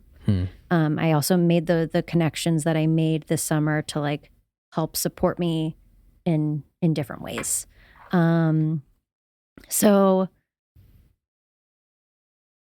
I guess, yeah, mistakes will always be made. And you have to be able to understand that and think about how you can take what you learned and move forward. Like, you need to learn how to fail forward. Yeah, that's my advice. Yeah. Failing forward. Not getting discouraged. Or at least, I mean, maybe I was it discouraged, happens, yeah. But also like understand, picking up, learning from those mistakes. Yeah. And like, especially something where like ethnographic field work where like the person is also the instrument. It's hard work. It's a lot of emotional labor. And there is no field guide to like how to navigate human beings on a daily basis. Or you don't know what your participants are going to come with or what situations they recently just like left. You don't know what they're going to dump on you. Like, you don't know. 1 minute you could be collecting data and the next minute you could be a therapist. Like, and those are all very real things. Yeah. And I think you can't just enter every situation like thinking like, this is what these are you can have goals going in, but like, you're also a person. You're not just a researcher, you know? Yeah.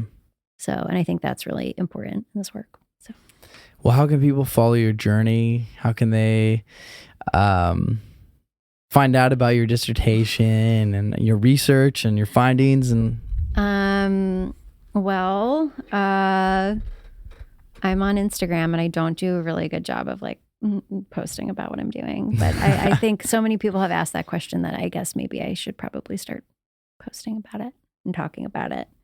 I guess one of the things I'm interested in doing is like publishing in popular press. You know, that's the exact thing that in the academy they tell us like not to do. What's a popular press? Blogs, articles, like anything for like the general public, right? Because researchers do this thing where like we publish in academic articles. So that way, like the people that and the populations and the things that we're studying, like the people who would benefit from them most, like one, can't understand it, and two, usually don't have access to it. Yeah. I'll read your Medium post. Read your Medium article.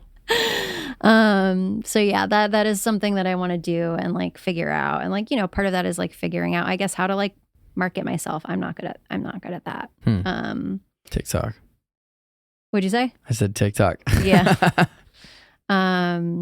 So yeah, we'll figure it out. But yeah, I am on Instagram. What is your Instagram? The Lifting Librarian. Lifting Librarian. Let's go. Well, I'll put a link in the description. But thank you so much for coming on the show. Thank you. It's been great talking with you. Yeah, I've learned so much about you that I had no idea about. So many surprises. Weightlifter, man. National champion. Incredible. I'm very fascinated by your research. I'm excited to see what comes of it. Yeah, let's do this again sometime. So, yeah, for sure. Thank you so much, Katie. Thank you. Thank you for listening to the Spring Street Podcast. If you'd like to support the show, sign up for the Patreon to receive exclusive behind-the-scenes content and check out the sponsor links in the description.